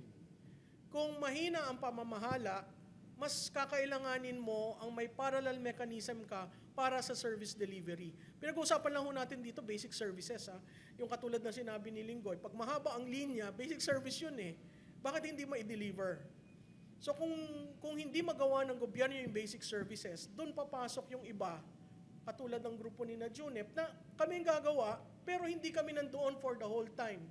Mawawala rin kami. Kasi trabaho yun ng gobyerno. Ngayon, kung mismanage ang pamahalaan, mas nagkakaroon ng rason para magkaroon ng NGO. Okay? Yes, going back to that. Teka, sandali, dagdagan natin. Kay Boy. Sige. May dadagdag lang ako. Meron akong, kasi bago ako sa civil society, so nag-research ako ng konti. Meron akong paper na nakita sa internet. Gawa siya ng World Economic Forum. The Future Role of Civil Society. Doon sa paper na yon, parang pinakita niya yung preview ng civil society by year 2030. So 16 years from now, what is civil society 16 years from now? Meron siyang tatlong senaryo. Yung una, Mad Max. Alam natin yung pelikulang Mad Max, di ba? Yung chaos, anarchy. So sabi niya, pag mahina ang gobyerno, mahina ang civil society, Mad Max yan. Meron siyang pangalawang senaryo, yung transparently blurred. Yun naman, sabi niya, mahina ang civil society, malakas ang gobyerno. So sabi niya, kontrolado ng gobyerno lahat, transparent lahat, so nawawalan ng function ng civil society. Yung pangatlo, sabi niya, privatized government. Ito naman, mahina ang government, malakas ang civil society. So in effect, naging irrelevant ang government, nag-take over ang civil society. So parang privatize ang government. So yan po, tatlong senaryo yan na nakikita natin buong mundo, hindi lang pala hindi lang sa Pilipinas. So World Economic Forum po yan. So saan ang gusto nating direksyon? Gusto ba nating palakasin yung civil society at pahinain yung gobyerno? O gusto nating palakasin pareho at magbalanse sila? Di ba? Yun po ang trabaho namin siguro, to restore the balance dito sa gobyerno. Boy, may dadagdag po kayo? Okay, ang gusto atang marinig natin kaibigan is this. Identity crisis natin. Masasabi ko ho, no, hindi sa pagkakaiba na sinabi ng ating mga kaibigan na ang gobyerno po, pag hindi tumutugon sa pangangailangan ng tao, ang tao sa sariling kamay niya dadalhin ang kanyang kinabukasan.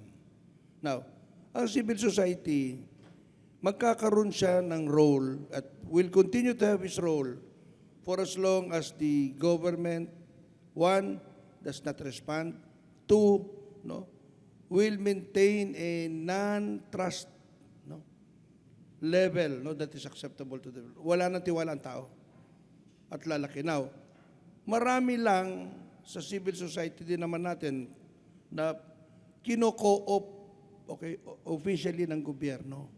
Lalo na yung pinakamalakas at pinakamaingay na pumupuna sa kanya.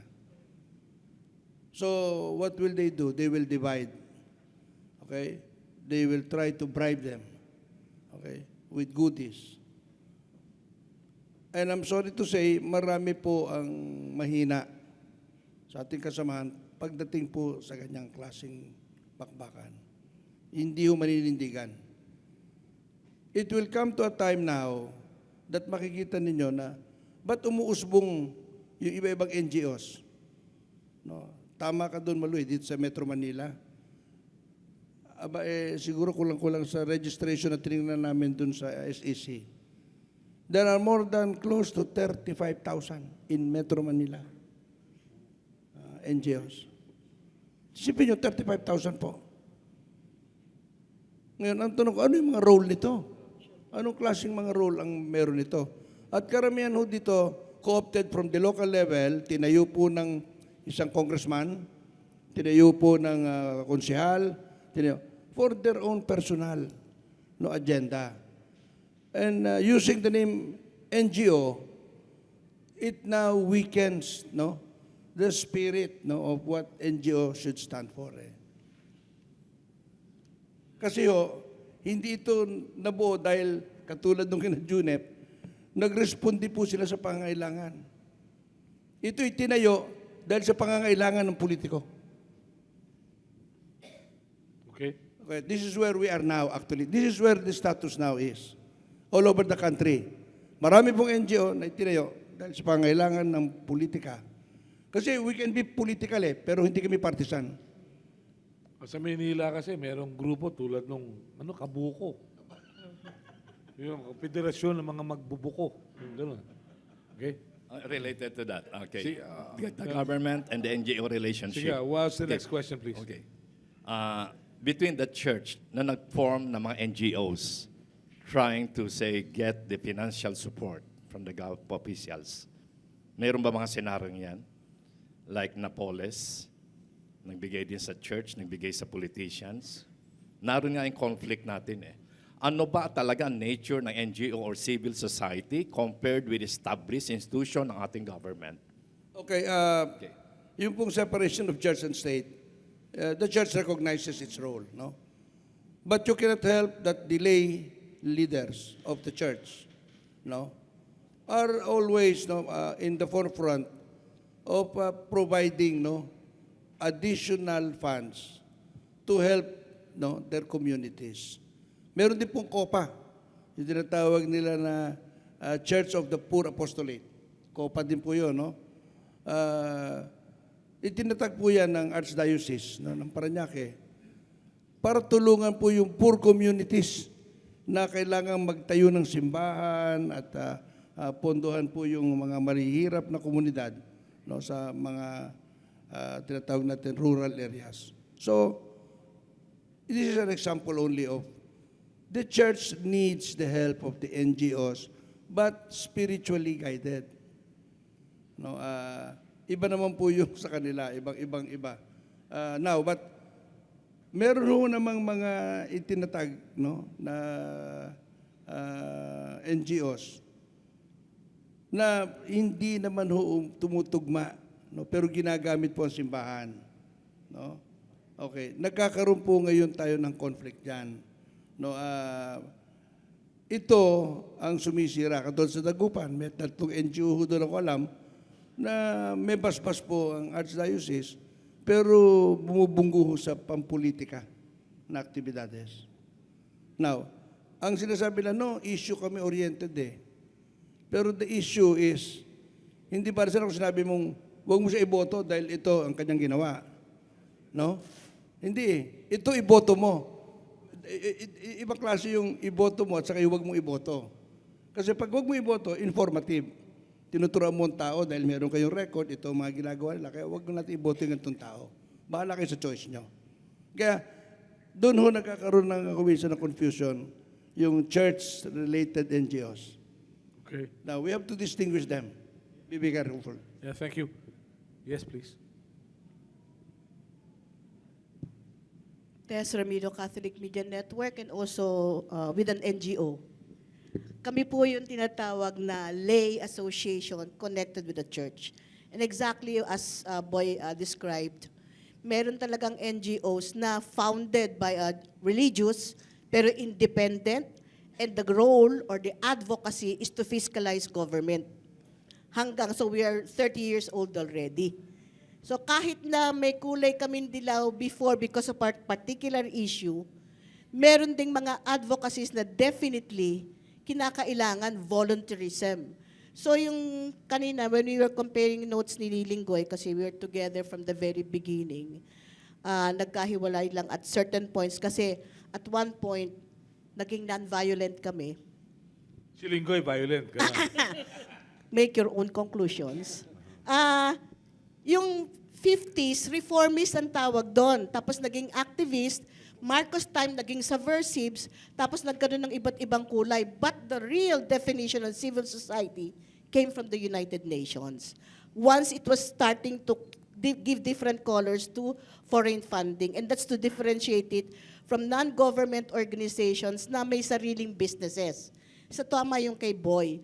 At ang katanungan ko ngayon, directly with Boy kasi gawa ng historicity ng mga NGOs, both with the church, local governments, and national government as such, vis-a-vis private sectors or lay associations. Given the consequences ng may mga masters tayo, even up to now, and NGOs have been used or abused or misused as NGOs from the time of the 86 up to now, what's your take right now with NGOs who are neither? Can they still play a role? Can they still say na, oy, meron dito tahimik kami pero watch out? Kasi hanggang ngayon meron eh. Junep, just to give you parang consolation, kami ang kauna-unahang grupong nagtayo ng tinatawag na feeding project. Kamao, ibig sabihin ng Kamao, bago kami magsaing ng isasaing naming bigas, isineset aside namin yan voluntarily. Lahat kaming miyembro. Tapos weekly, yun ang ipaglulugaw namin, lalagyan namin ng sangkap at ipapakain sa mga kabataan. Up to now, since 1989. Pero walang nakakabalita niyan. Ginagawa lang namin ng tahimik. Kaya lang, kinopya ng iba, pinagkakwartahan pa. Sasabihin nila, oy, meron kaming ganitong proyekto. So I'm going back to the question, Boy, meron pa bang pag-asa talaga? Kasi considering the masters, quotes unquote. Hindi naman po pwede mawala tayo ng pag-asa dahil, one, this is the only country we have and this is the people we have to accept to take care of as private individuals, no? Because if the government doesn't want to take care of it, I believe we here in this room wants, no, to extend the help that we can do to help now. Okay. May pag-asa ho, bakit hindi? Yung mga non-involved, no, that are quiet, quiet but di ba sabi nga po natin, meron yung silent majority. Karamihan ho ng majority ng NGO, quiet ho eh. But these are the enlightened NGOs. Darating ho ang puntos pag nagkaroon ng universal issue na sabi ko magkakaisa without even talking to each other. And the issue that I see is the surrender of the sovereignty of this country. Pag pinag-aralan po natin maigi, the conflict that may arise out of the unlimited access provision that was granted to the United States, which is what we call the first act, of attrition. That's why, as I said, in this case, China forced its way to move the 9-dash line, to advance its security parameters. We become the battlefield. On whose interest? Not our interest, because why? We're a poor nation. I hope that there is a leader that will arise, that will understand the historical truth of the problem. If this leader arises, then on the basis of historical knowledge, wisdom, we must negotiate both with America and China on the position of wisdom, not being pushed to engage into provocation and into conflict with a neighbor who historically has been our partners for a long time. So yun ang issue. Yun ang issue ngayon dyan. Now, pag yun ang lumabas, at nakita natin na ngayon na may mga bagay na tayo ay mawawalan ng kalayaan, I think it will galvanize all the silent majority, the NGOs, put together,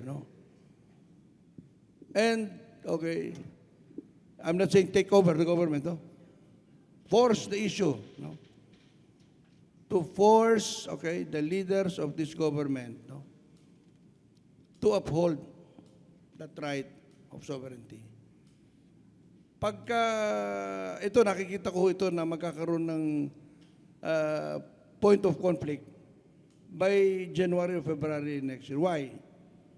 Because obligado na silang lisanin po ang Okinawa.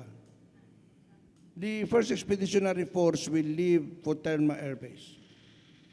Hindi na pumayag po ang 100% of the mayors of Okinawa, the governors, the congressman signed the resolution already.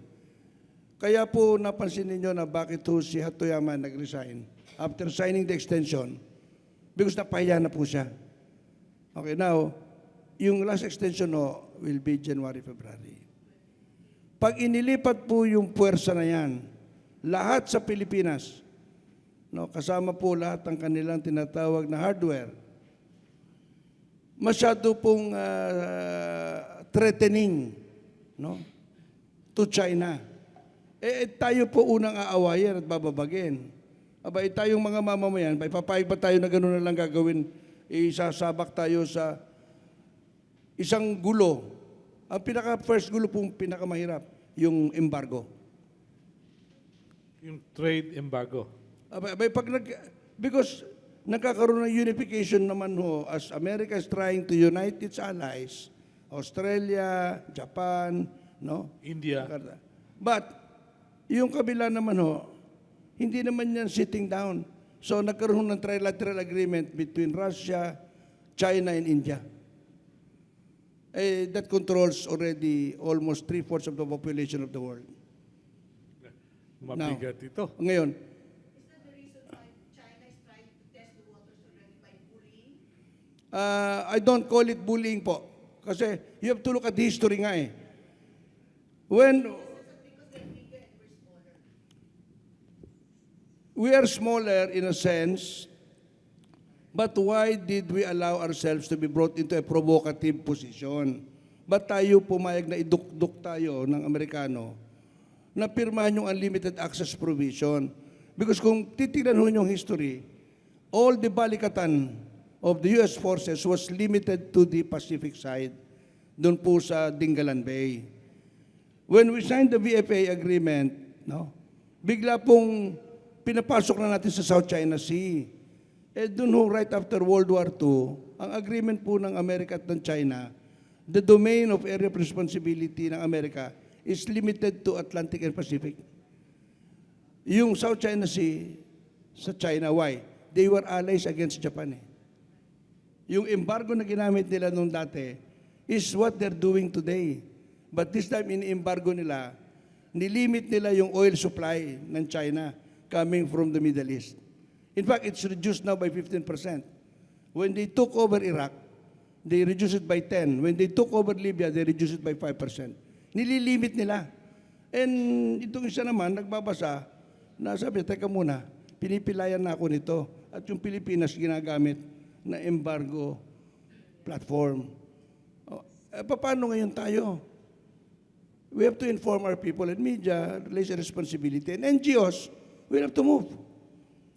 That's why ako, ginagawa ho namin, we meet with NGOs we know are not compromised. We meet with them. We go to schools. We explain this. We go out sometimes 4 times back to the same school, presenting this in an audiovisual presentation. As we have the documents, as we collate, we present it to them. Because why? It is the people now that will put it in their hands, what we will see, in the next, as I said, 8 months na darating po. All right. Thank you. More questions? Ernie Reyes po sa interaction.com ng TV5. Junep. May tanong lang ako kanina. Do we need legislation para ma-regulate ang mga NGOs? Kasi sabi mo kanina, ma'am, nung 2010, maraming binuong mga NGOs na sila nakikinabang ngayon, katulad ng mga black and white. No? Tapos ngayon, may mga pork barrel issue, wala sinisigaw. Tapos sinabi ni Boy na may ginamit ang NGOs ng US forces para endearment dun sa sa Region 9 to 12. So we need legislation to regulate. Are you in favor or not? Why? Why not? Pakisimula lang kay Junep para pag yung arrangement ng ano ko. Ernie, thank you. We don't call ourselves NGO. We call ourselves volunteer. Pero did you know na merong National Coordinating Agency for Volunteers under NEDA? Meron palang ganon. Meron. And for a long while, it's under the wife of Chief Justice Davide. nalaman ko lang kasi may nagno-nominate sa amin as parang outstanding volunteer group. Hindi pala qualified kasi ang requirement nila kailangan 5 years na nag-exist yung volunteer group. At yung agency na sila ang nagre-recognize. Sabi ko, bakit kailangan mong i-recognize o regulate ang volunteers? Volunteer nga yan eh, di ba? So ibig sabihin, dapat mo nga siyang hayaan lang mag-volunteer. Pero ito, you're regulating. So doon papasok yung ano mo. Pag naglagay ka na naman ng isa pang batas, nire-regulate mo na naman. Bakit mo kailangan i-regulate? Di ba? Kailangan mo sigurong, kasi yung SEC is basically a regulatory agency na eh, di ba? Kaya nagre-register dyan eh, para malaman kung legal ba yan o hindi. Pero ito nga, legal sila, pero they're still doing the wrong things, no? Yun siguro ang kailangan tingnan. Ano yung power ng SEC para dito sa mga registered na ito? Kami hindi registered sa SEC eh. So technically, hindi kami legal. Di ba? Pero we are not doing the things na ginagawa ng mga quote-unquote legal. Di ba? So, para nga ma-regulate yung mga ginagawa ng quote-unquote na legal, like the Napolis NGOs, para ma-identify what kind of NGOs can do such thing sa government. Doon na nga, siguro papasok yun sa SEC, sa Security and Exchange Commission. So, sa SEC, sabi nga ni Boy Satson 35,000 sa Metro Manila eh. We're using for political purposes, not for the public or civil purposes. But as long as they're registered, purposes. they're considered legitimate. Yun eh. Pag registrado ka, legitimate ka. So, parang magkakaroon ng Magna Carta for NGOs na ito for political, ito lang yung gagawin ninyo or ito lang yung definition niyo. Mukhang delikado yan. Oh, Malou. Malou. Ako, hindi ako sumasang-ayon na kailangan ng rehistro dahil naandyan na ang SEC. Sa SEC, pag nag-register ka, yun na yung una. Pag hindi ka nagbigay ng GIS mo at ng iyong income statement every year, may right ngayon ang SEC to remove you. Pero ang problema, hindi nila pinapublish. So hindi alam ng taong bayan sino yung tunay na NGO at sinong hindi. Sa tingin ko yung tanong mo, yan yung logical conclusion na mangyayari sa Napoles, na may mga politiko na gusto ngayong magsulat ng Magna Carta for NGOs. Ang problema niyan, dapat siguro mapag-usapan na sa bansa natin yung konsepto ng Political Action Committee. Kasi yung mga NGOs na tinatawag ng politiko, essentially Political Action Committee yun. Nagre-raise ng pondo, nagbibigay ng... So we should call it a PAC rather than an NGO. So siguro yung pagkaklarado dapat manggaling sa pwedeng executive order. Hindi ako naniniwalang kailangan idaan sa legislative kasi pag dinaan mo sa legislative, bawat interest ng mga may NGO na politiko maapektuhan. Mas mahirap gawing batas. Pero sa tingin ko, yan ang direction nila dahil dito sa nangyari sa NGOs ni Napoles. Uulitin ko, 8 pa lang yung na-uncover. So meron pang 70 plus. 74. Oo, 74. 82 lahat yan. Na hindi pa nadidiscover. May balitang titingnan na daw yung kay Roque ng NGOs. Pero marami pa yon. So kung ililista nila sino yung 82, dapat kasi ang ginawa ng gobyerno, ito yung 82 na nag-benefit. Para alam ng bawat isa, ito pala yung mga NGOs. So warned ka. Right now, tayo ang nagdi-discover kung sino yung 82 eh. Na wala namang capability ang bawat mamamayan na pumunta sa SEC at tingnan ano bang history nito. Ano ba ang bank transaction? Wala pang discussion ng bank transactions ng NGOs. And they're supposed to be non-profit and Non-stock. So technically may violation yon. Pero si SEC is not moving. So merong enough. Doon nga sa 84 NGOs, 8 yung kay Napoles, 12 doon ginamit sa... So bari 20 eh. Yung 12 ginamit naman sa Malampaya.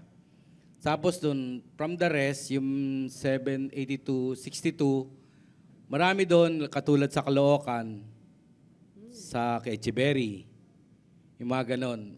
Meron sa Marikina, merong ganito. So, kaya ayaw nilang sigurong i-discuss o investigate yung the rest of the NGO kasi maraming masasagasaan.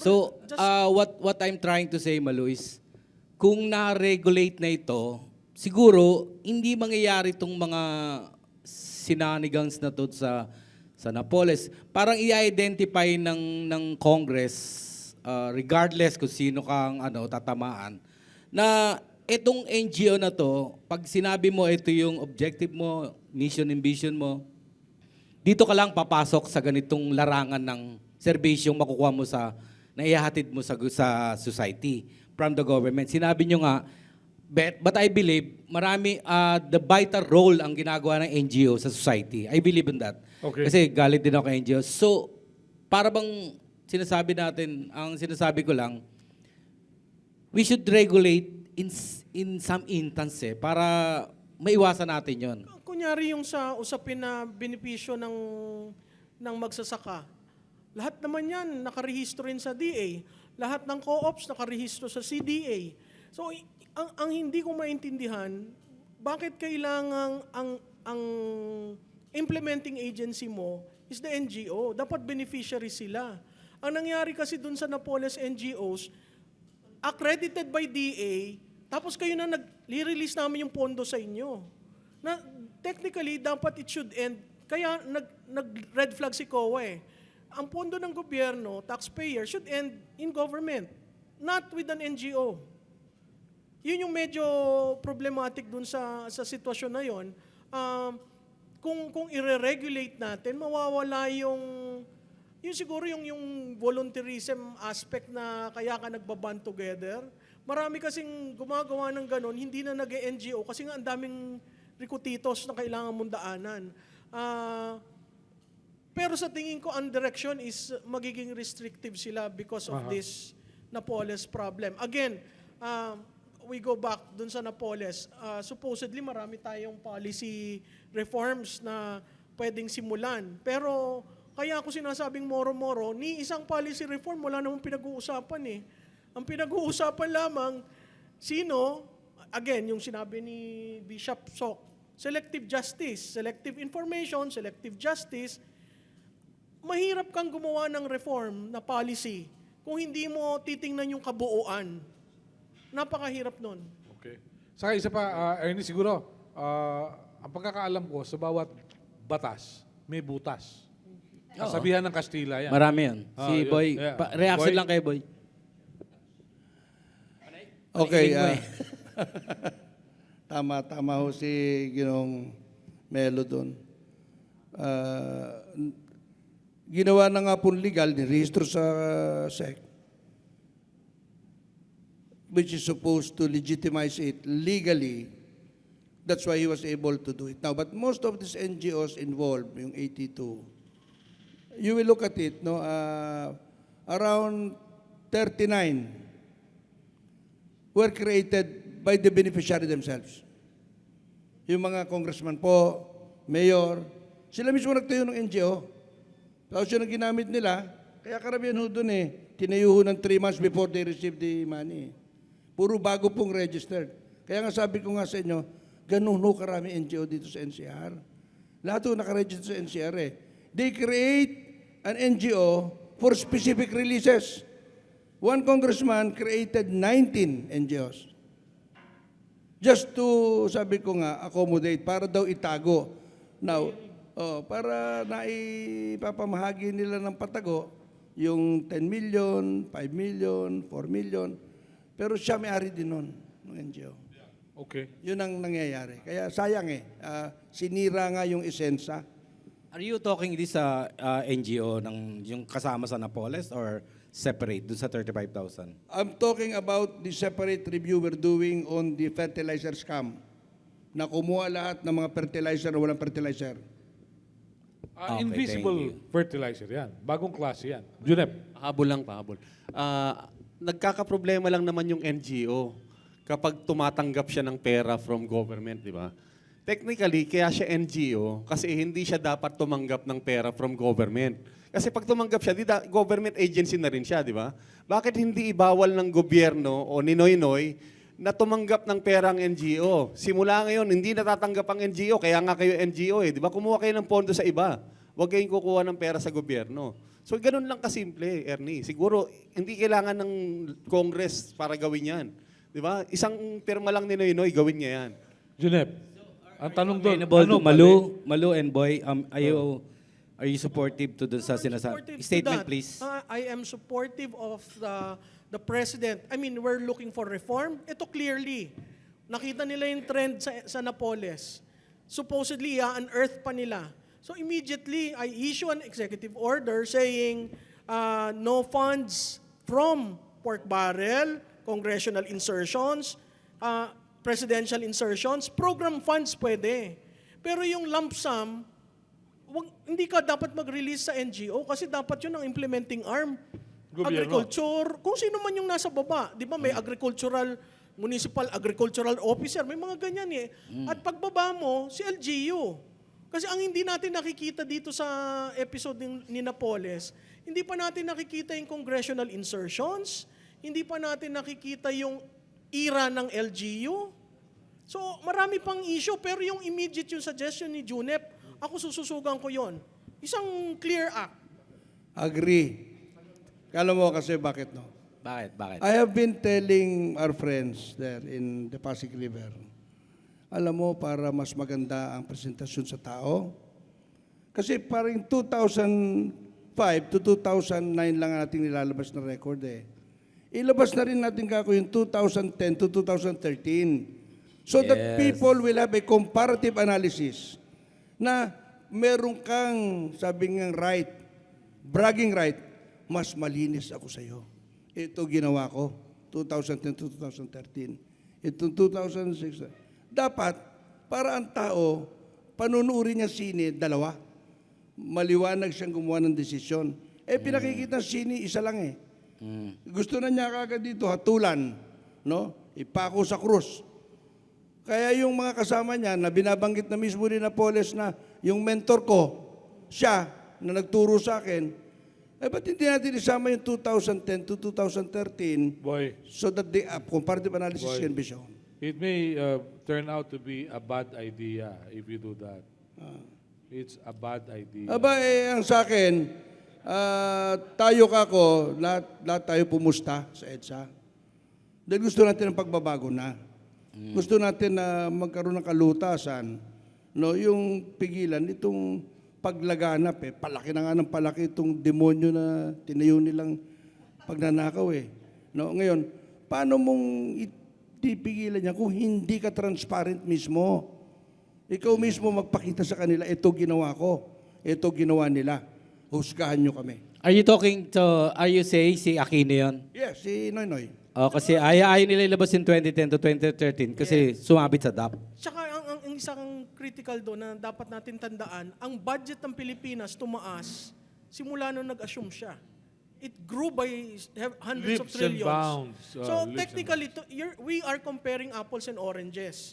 So hanggat hindi linalabas yon, hindi mo makikita, yung bang marginal increase sa budget, nagamit ba yun sa serbisyo? O nagamit yon for another thing? Ang sabi nila, lumaki yung savings. Saka nakakita, Para sa DAP. nagmamakaawa po ang mga ahensya sa Senado, sa Congress. Yung budget kailangan ng taong bayan. Para i-declare lang pala nila na ngayon ang savings nila magkano? 287 billion. Kako, hindi ba inefficiency ng gobyerno hindi ka nakapagdala ng serbisyo sa tao? Tapos sasabihin mo savings? Kasi sa savings, magiging discretionary yung fund. Kasi sa saving, ang pagkakalam ko sa saving, I'm covering the Senate for the last 25 years. Ang pagkakalam ko sa savings, yung natipid, hindi yung hindi ginamit, di ba? Iba yung hindi ginamit sa natipid eh. Tama ka doon, kapatid. Wari, Tama may ka. project, 237 million. Nakatawad ako ng 7 million. Yung 7 million, yun yung savings. Hindi yung, huwag muna natin gamitin yung pondo na yan para maging savings. Ganun. Like sa recall election, iniipit ni Abad yung pondo ng COMELEC para sa recall election sa Palawan at saka sa Bulacan kasi kakampi nila yung nakaupo. Walang ganon. Hindi natin alam yan. Baka naman walang Kaya pera. sinasabi ko, gagawin nila naman nilang savings na naman yung Hindi, pondo wala. ng COMELEC. Sabi kasi ng Malacanang, wala tayong proof. Di ba? Ganun lang yun. Linggoy Sige, thank you. Linggoy and Sol Vancy, I understand. May tanong. Yes, Linggoy. Dahil late ako, hindi ko alam kung ano yung parameters. So kung lumabas ako sa Sige na. sa kung sumobra ako, sabihan nyo na lang ako. Okay. Hindi pa sumusobra. Ganito, no? Simplistically, sabihin ko na lang na yung bumuo ng August 26 sa rally last year, yun po yung instant society. Okay? Instant society. Tapos, yung mga palaging nagrarally, no matter what, rain, shine, drought, or whatever, yun yung usual suspects. Di ba? Okay. Yung bayan muna, gano'n. Ang connotation, no? Ang connotation sa akin, pero hindi ko nabasa yung definition ng World Bank. No? Ang civil society is more organized. Ibig sabihin, yung nag-a-analyze, nagplaplano, naglalabi, nag-advocacy, at meron ring sariling mga project, etc. Okay. So dito sa nangyayaring napakalaki na yung exposure tungkol sa Napolis, etc. Pero parang napakalaki nung bitin. Yung bitin. No? Ano ba ang role ng civil society? Yung more organized than instant society, at the same time, hindi po yung no matter what ay nagrarally. Ngunit pwede magrally. No? Okay. No, So sa that's lahat- the question. sa lahat, no? Junep? Isa ka doon sa August 26 eh. Isa po ako doon. Umattend lang po ako. No? So, pero nabitin po kami. Kaya po inorganize namin yung EDSA tayo. Ito po yung EDSA, yung rally sa EDSA Shrine noong September 11. So, ang objective po nun basically is to continue hindi yung rally, the praying and the study. So, naniniwala po kasi kami, itong problema natin sa pork barrel, tip of the iceberg lang ng problema ng buong lipunan natin, no, ng corruption. Kasi nung nakaraan po, no, ang ginagawa po kasi namin buong pamilya, kami po yung dumadalo sa rally at namimigay kami ng cupcakes. So yun po yung aming small token na binibigyan namin yung mga rallies na, salamat po, dumating kayo. No? Nung nakaraan po, namigay yung yung anak ko, sabi niya, Dad, tingnan mo talaga itong anti-corruption rally na to. Yung isa binigyan ko, sabi niya, pengi pa isa, may kasama ako eh. Alam ko naman wala siyang kasama. So anti-corruption rally yes yun, pero nagsisinungaling siya o corrupt din siya. So ang nagsabi po noon ay isang bata na 13 years old. No? So, nakikita niya ngayon yung mga senyales na talagang may problema yung ating bansa. Na pati yung mismong lumalaban sa corruption ay corrupt din in some extent, no, some degree. So yun po parang malaki siyang problema na hindi natin kayang daanin lang sa mga ganitong forum, sa mga, 'di ba, sa pagrarally. Ang lagi po kasing tanong, pagkatapos ng rally, ano? 'Di ba? Okay. Wala. So ngayon po, kami patuloy na nagdarasal, patuloy na nag-aaral. Pinag-aaralan namin hindi lang po itong pork barrel. Ano ba yung mga problema natin at ano yung mga solusyon na pwede nating gawin? Okay. Thank you, Junep. Boy? Okay, kung siswertehin ho kami, kaya lang, hindi certified true copy yung mga papeles. May nakuha kaming partial noong 2010 to 2011. Kaya ho, pinakatatago-tago nila yan. Kasi dyan nila inumpisahan yung DAP eh. Dyan nila hinold up talaga, no? Yung budget na appropriated ng Kongreso. Ang hinold up po yung appropriation. At naging discretionary na. Doon nag-umpisa talaga. Now, ito, susubukan namin dalhin, no, na hindi kami malalibel, no? Kaya gusto nga namin sana certified true copy, no? Kasi ginawa ko namin yan doon sa Estado Macapagal, Boulevard. Nakakuha kami, pero certified true copy sulat. Pati yung pirma ni Gloria doon sa authority authorizing Abilino Cruz to get 1 billion from GSIS. Kaya nakademand daw sila ngayon. Pag naibuo namin ito, I will share it dito sa show mo. Good. Okay? What's your timetable? Pero gusto ko sana yung simbahan bigyan na kagad ng kopya. So what's your timetable, Boy? Siguro makuha namin ito by September na Okay. makulate lahat. All right. Kasi doon makukumpare lang ho namin yung 1 year to 1 year lang muna. No, na paano nila minaniobra ho yung DAP, no, from PDAP to DAP. Okay. Kaya Linggoy, matagal ka na hindi nagmimerienda sa opisina ko siguro, sabi ko, bibigyan kita ng little backgrounder lang dun sa mga ginagawa ni kaibigan mong Butch Abad. No, na talagang pinakatatago-tago nila yung mga papeles na yan. Okay. Ngayon, they're trying to reconstruct all these documents. They're reconstructing it now. That's the effort now there. Okay. Mabigat yun Malu? Sa akin naman yung mga mass movement na nangyari, may sense hindi sila sustainable. Kasi wala talagang agreement. Saan ba natin dadalhin ito? Nagkaroon tayo ng supposedly Luneta March. After noon, nag-lie low. Mukhang na-hijack. Pagkatapos yung nagkaroon, sina Junep noon, nandun ako sa Luneta, tinignan ko kung gano'ng kadaming tao. Hindi ko nagustuhan yung hindi nagsasalita sa stage at magtuturo. Ibang model Ang model ko, yung sa aktivista na model, yung panahon na yon. So hindi ko talaga naintindihan yung nangyari doon sa Luneta. Pero dahil marami nagpakita, sabi ko, maraming interes. Okay? Nung dumating ngayon sa EDSA Shrine, nakita ko doon, nandun rin ako, nasa gilid kami, tinitingnan namin, ang nakita namin yung grupo lang ni na Junep.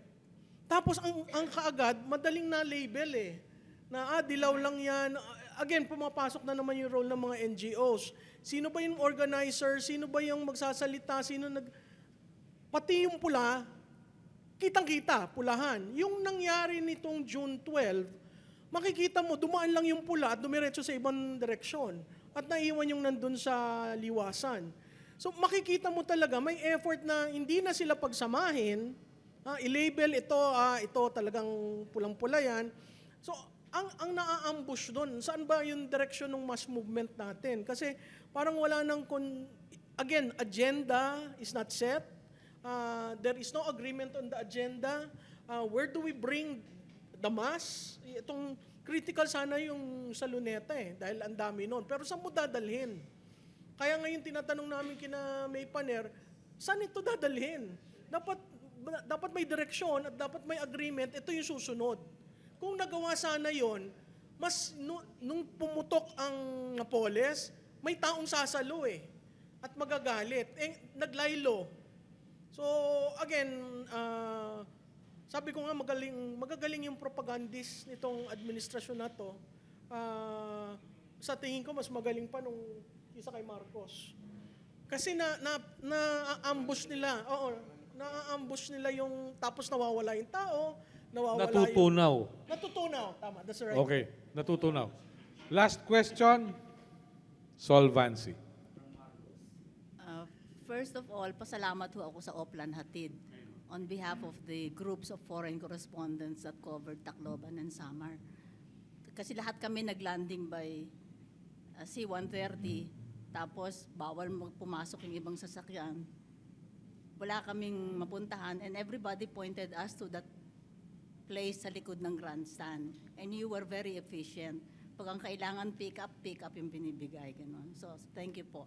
Kahit hindi kayo nagpa-talo dun sa mga matronang dapat type nila kayong paalisin kasi namimidya kayo.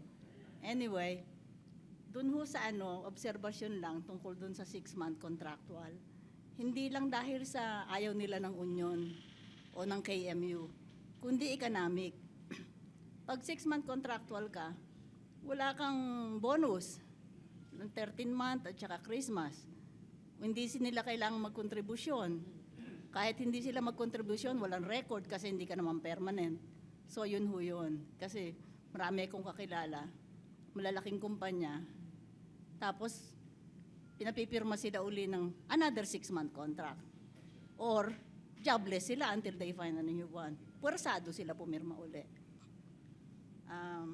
Meron lang ho akong tanong. Nakasisiguro ba tayo na yung mga grupo ninyo ay mag-e-exercise ng due diligence bago mag-offer ng alternatibong leader sa susunod? Kasi medyo disappointed yung iba because sabihin, NGO, civil society, isn't that the same group that gave us GMA? The power to collect all the illegal games proceeds, from weteng to suertres to masyaw, everything now. That was also the evidence brought to us by Chavit Singson, and everything was history. And the evidence was brought to Jaime Cardinal Sin. Yung decision na tanggalin po si ERAP was carried through a pastoral letter by Cardinal Sin for him to step down and for constitutional succession. So, kami po sumusunod po sa kautusan ng spiritual.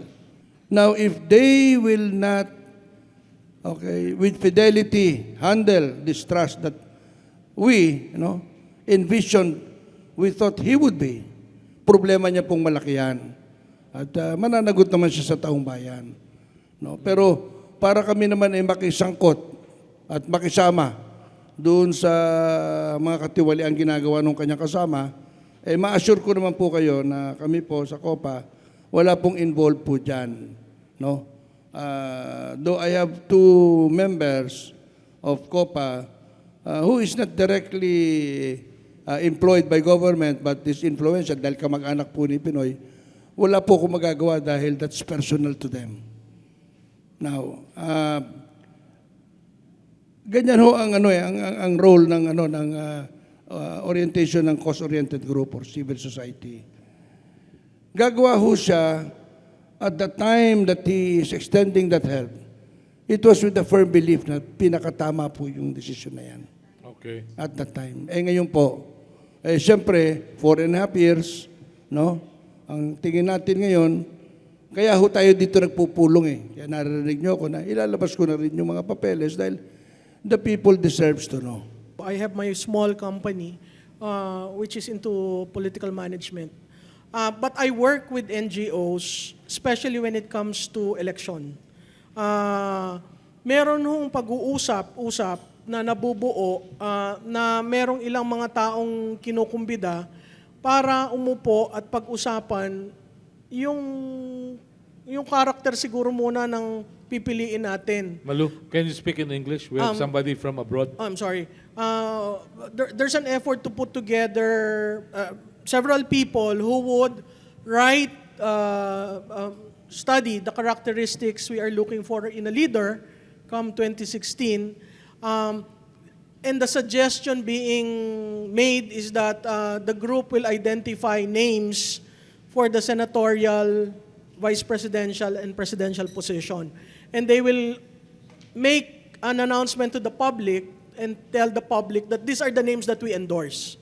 Now, there is still some disagreement on how we will go about it, but there is an effort to do that. So, as to the question, I wasn't comparing myself with Pastor. Boy na lang siguro. With Boy. Ayaw Pastor. I was really very much against the removal of ERAP. Why? Because for me, the case was really outside of taxpayers' money. My sense was it was an oligarch decision to remove him. It's basic. I cannot work with him. He has a different style, his education is different, etc., etc. And we saw, again, with history, we saw former President Cory Aquino saying sorry to the former president. I think that is a closed chapter.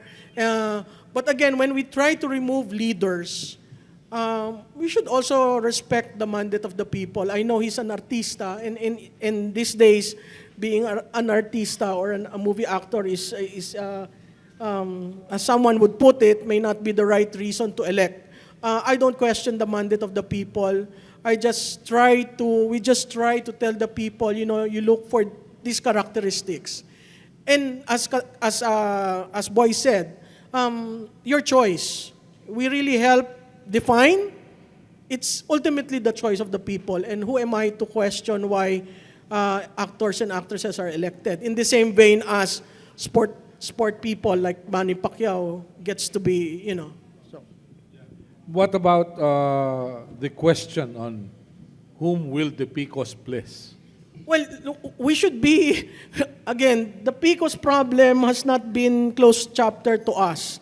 2010 showed how we use automation. 2013 showed how the automation was controlled by a program. And if you look at the way 2013 came about, it was conventional wisdom to say grace po was number one. Okay, madaling i-explain, very easy to explain. However, when you try to add up the tally, proclaim people without the number being final, and really on the third hour of the election day, make a report that adds up several millions, then everything is put into question. So you look into the 60-30-10. Yes. So that one has to be, the whole mathematics community in Ateneo, LaSalle, and UP came up with their study. And then there's a technical group created by COMELEC which said it's because of the ballot printing that gave the line, when you fed it into the machine, read the line differently as compared to the shading. So these things we will have to study, and these things we will have to take into account because 2016 is very important, especially if the candidate to be anointed will use the full force of the government machinery and the money to win. So you're not looking at Mar Rojas. To express no na kay Ma'am Solvancy na our group po kahit ulitin pa yung Yolanda, even if Yolanda happens again, we will again go to that place, volunteer our cars, volunteer our time, volunteer our all the things that we have no to be able to help kahit sino po yung kailangan ng tulong. Having said that, the objective in 2016 must not only be to elect a new leader. The objective must be to change the system. Not the system of government, not the system, but the system how we run this country. No, we always look up to that leader for solutions. No, we always look up to one leader to solve our problems. When in fact we can solve our problems ourselves. We can start. No, so that's where we should start. We should start solving problems where we are in ways that we can. No, like the contractualization. It was a problem maybe brought by economics, no? But is it really working? Is it really solving the economic problem? Or is it only worsening the economic problem? So maybe it's time for us to get together with the private sector, with the owners of the company, and take a look at this problem and solve it once and for all. All right. And maybe that's where we should start. Not only 2016, not only during elections. We solve problems. And maybe someday, during our lifetime, we will be able to say na civil society made a difference. All right. May I ask Boy, Malou, and Junep, considering the fragmentation of NGOs, do you think civil society still wield some influence on President Aquino's administration? The best example is Gawad Kalinga, no, that Mr. Tony Miloto propagated. The inspiration is spreading like wildfire. So it can be done. At yung Gawad Kalinga, nai-impluwensyahan si Pinoy. Pag nag-open sila ng mga bagong villages, GK villages, nandoon niya. Now, siyempre, ang interpretasyon ng tao, ginagamit ba yan dahil may political mileage? Maaaring oo o hindi. Hindi ba? Sapagkat bakit? Positive po yung Gawad Kalinga eh. At hindi po napapasukan ng partisan, no, effort. Kaya I'm still hopeful, Melo, na there will be more like GK that will happen to the life of many NGOs, no, and civil society. So as that it can matter, maski na wala siyang i-elect sa 2016, sa tingin ko nga walang election eh. Anyway, that's another issue. Uy. No elections in 2016? Melo, Medyo delikado yan. Melo, I just want to congratulate Junep for doing the right Okay. thing. Kudos, pare. All right. I see this president as not only stubborn, but also stupid. Sorry to say that, no? But I see him as stupid. Why? Because he stares the problem diba? Right in front of him, and he does nothing. So how, diba? What do you call a person like that, diba? Easy. So maybe, yeah, he is. Yes, please. No, yes, you can quote me. Si Junep. I supported him. I voted for him. No, I have the right. I have the right to say that because I voted for him. Even you don't vote for him, ako hindi ko siya binoto eh. Pero may karapatan pa rin ako kasi presidente ko siya eh. Okay. Oh, at least we agree. We agree on that, no? The problem really with the president that we have now is he doesn't know what to do. And yet he keeps on insisting that he knows. No? He doesn't know how to listen. Have you covered any of his events? No, I've been to two foreign trips. No, one in China and one in Hawaii. I attended his press conferences. He never listens. He always talks. So how can you know the problem if you don't listen? Okay. So that's the main problem. Okay, so now as civil society, I think we just have to do what we need to do. Whether he listens or not, no, whether he's president or not, we just have to do what we need to do. And at the end of the day, we all want to change this world. We all want to change this country. But at the end of the day, let's face it, we can only change ourselves. No, that's the only thing. That's the only thing we can change. That's the only thing where we have power on. No, we can change ourselves. If we after all this exercise, no, if we emerge as a changed person, as a better man, as a better father, as a better mother, then it's all worth it. Okay. Thank you. Malou, kung hindi kaya si Noli De Castro ang naging vice presidente ni Gloria Arroyo, nangyari kaya yung ERAP Part 2 under Gloria after the Hilog Garci incident? Loaded yan. Kung siguro naging matapang lamang si dating vice presidente Noli De Castro na ang ingay ng politika, part yon. It's part of campaigning. If he had the fortitude, then probably we would have seen another masa ending up as leader. Not necessarily supported by oligarchs, but there's one main oligarch who will stand behind him, which is the National Party ABS-CBN. Ganon. Okay. Okay. Now, going directly to the question, I think the sum total of the 4 years of President Aquino is best exemplified with Yolanda. What happened in Yolanda? We saw there the inability to lead and the inability to decide. I have very, very good friends in the Liberal Party, but I will take a stand on this issue because Yolanda should not have happened that way. The handling. And I thank the Filipinos who stood up and helped, katulad ni na Junep. Now, sa tingin ko yung we will have to look for... No, I will not go there. The other side... Baka maganda yun. The other side is, as a political consultant, ito napapag-usapan sa grupo, we should probably stop helping candidates whom we know should not be a candidate.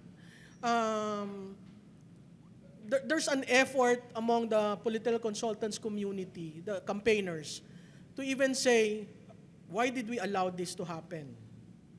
Because we knew for a fact that he didn't have the public record. And he was relying on the name. The name would have been good if he only developed the working ethic that you don't have to be a shiny, a very intellectual. You just have to have the work ethic and the love for the country to be able to manage it very well. So that Yolanda could have been augmented in such a way that you felt government caring for the people. Pinagmamalaki lagi ni Pinoy, yung local government hindi nakahanda kahit binalaan.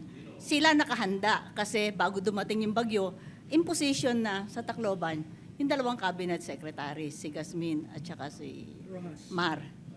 Pumunta sila ron, nandun sila. Katawang-katawan lang ang bitbit nila. At saka ordinaryong cellphone. Pagbaksak ng mga tower, wala silang contact. Pagdating ng mga foreign press, puro naka-satellite phone, na hindi na mahal ngayon, ha? Yeah. Lahat ng tao meron may kumpanyang gano'n ng negosyo. Meron na nun. Nakihiram yung ibang staff para makatawag sa Malacanang. Yun ang preparasyon nila. Anyway. No more question? Hindi. Alas 12 na. They won't serve lunch anymore. Hanggang sandwich lang yun tayo. Na lang, contribution ko sa yung tungkol kay Noli De Castro. Kaya siya nilagay doon, pinili. I was writing translations for FG in 2003 nung pumutok yung sa Senado. Tapos, pinag-uusapan na noon sinong patatakbo, magiging partner sa 2004. Noli's name came up. Isa sa dahilan kung bakit siya ang napili. Dahil, sabi nila, si Noli na lang kasi hindi ka madedepose. Dahil, pag dinepose ka, ang uupo si Noli, ayaw na, hindi papayag ang tao. Ganun. It's a fact. It's not a joke. It's a fact. Isa sa mga consideration. Okay, isa sa consideration. Okay. Mga kaibigan, I'd like to end this session today sa Tapatan sa Aristocrat with the saying that hindsight offers a perfect vision. Subalit ang hamon, the challenge for all of us, is how to move forward. And I'd like to thank our guests, Malou Tiquia of Publicus Asia Incorporated, whom I last saw during a FOCAP event 2 years ago. Boy Saycon, thank God, wala siyang ibang appointment, walang tatalon sa EDSA People Power Monument. And he stayed until the end of the program. And Junep Ocampo of EDSA Tayo and Oplan Hatid. It's a pleasure discussing issues with you. And we'd like to thank our friend from the Vietnamese Embassy who took time out to listen to the events, Mr. Kang, the consul of the Vietnamese Embassy, who's with us today. So, sa lahat po, mula sa Tapatan sa Aristocrat, next week we will talk about the Comprehensive Agrarian Reform Program as Carper dies a natural death by June 30 this year. And then you watch out for the coming first anniversary celebration sa July 7, and we'd like to thank all of you for staying with us all these days. Thank you. Have a nice day.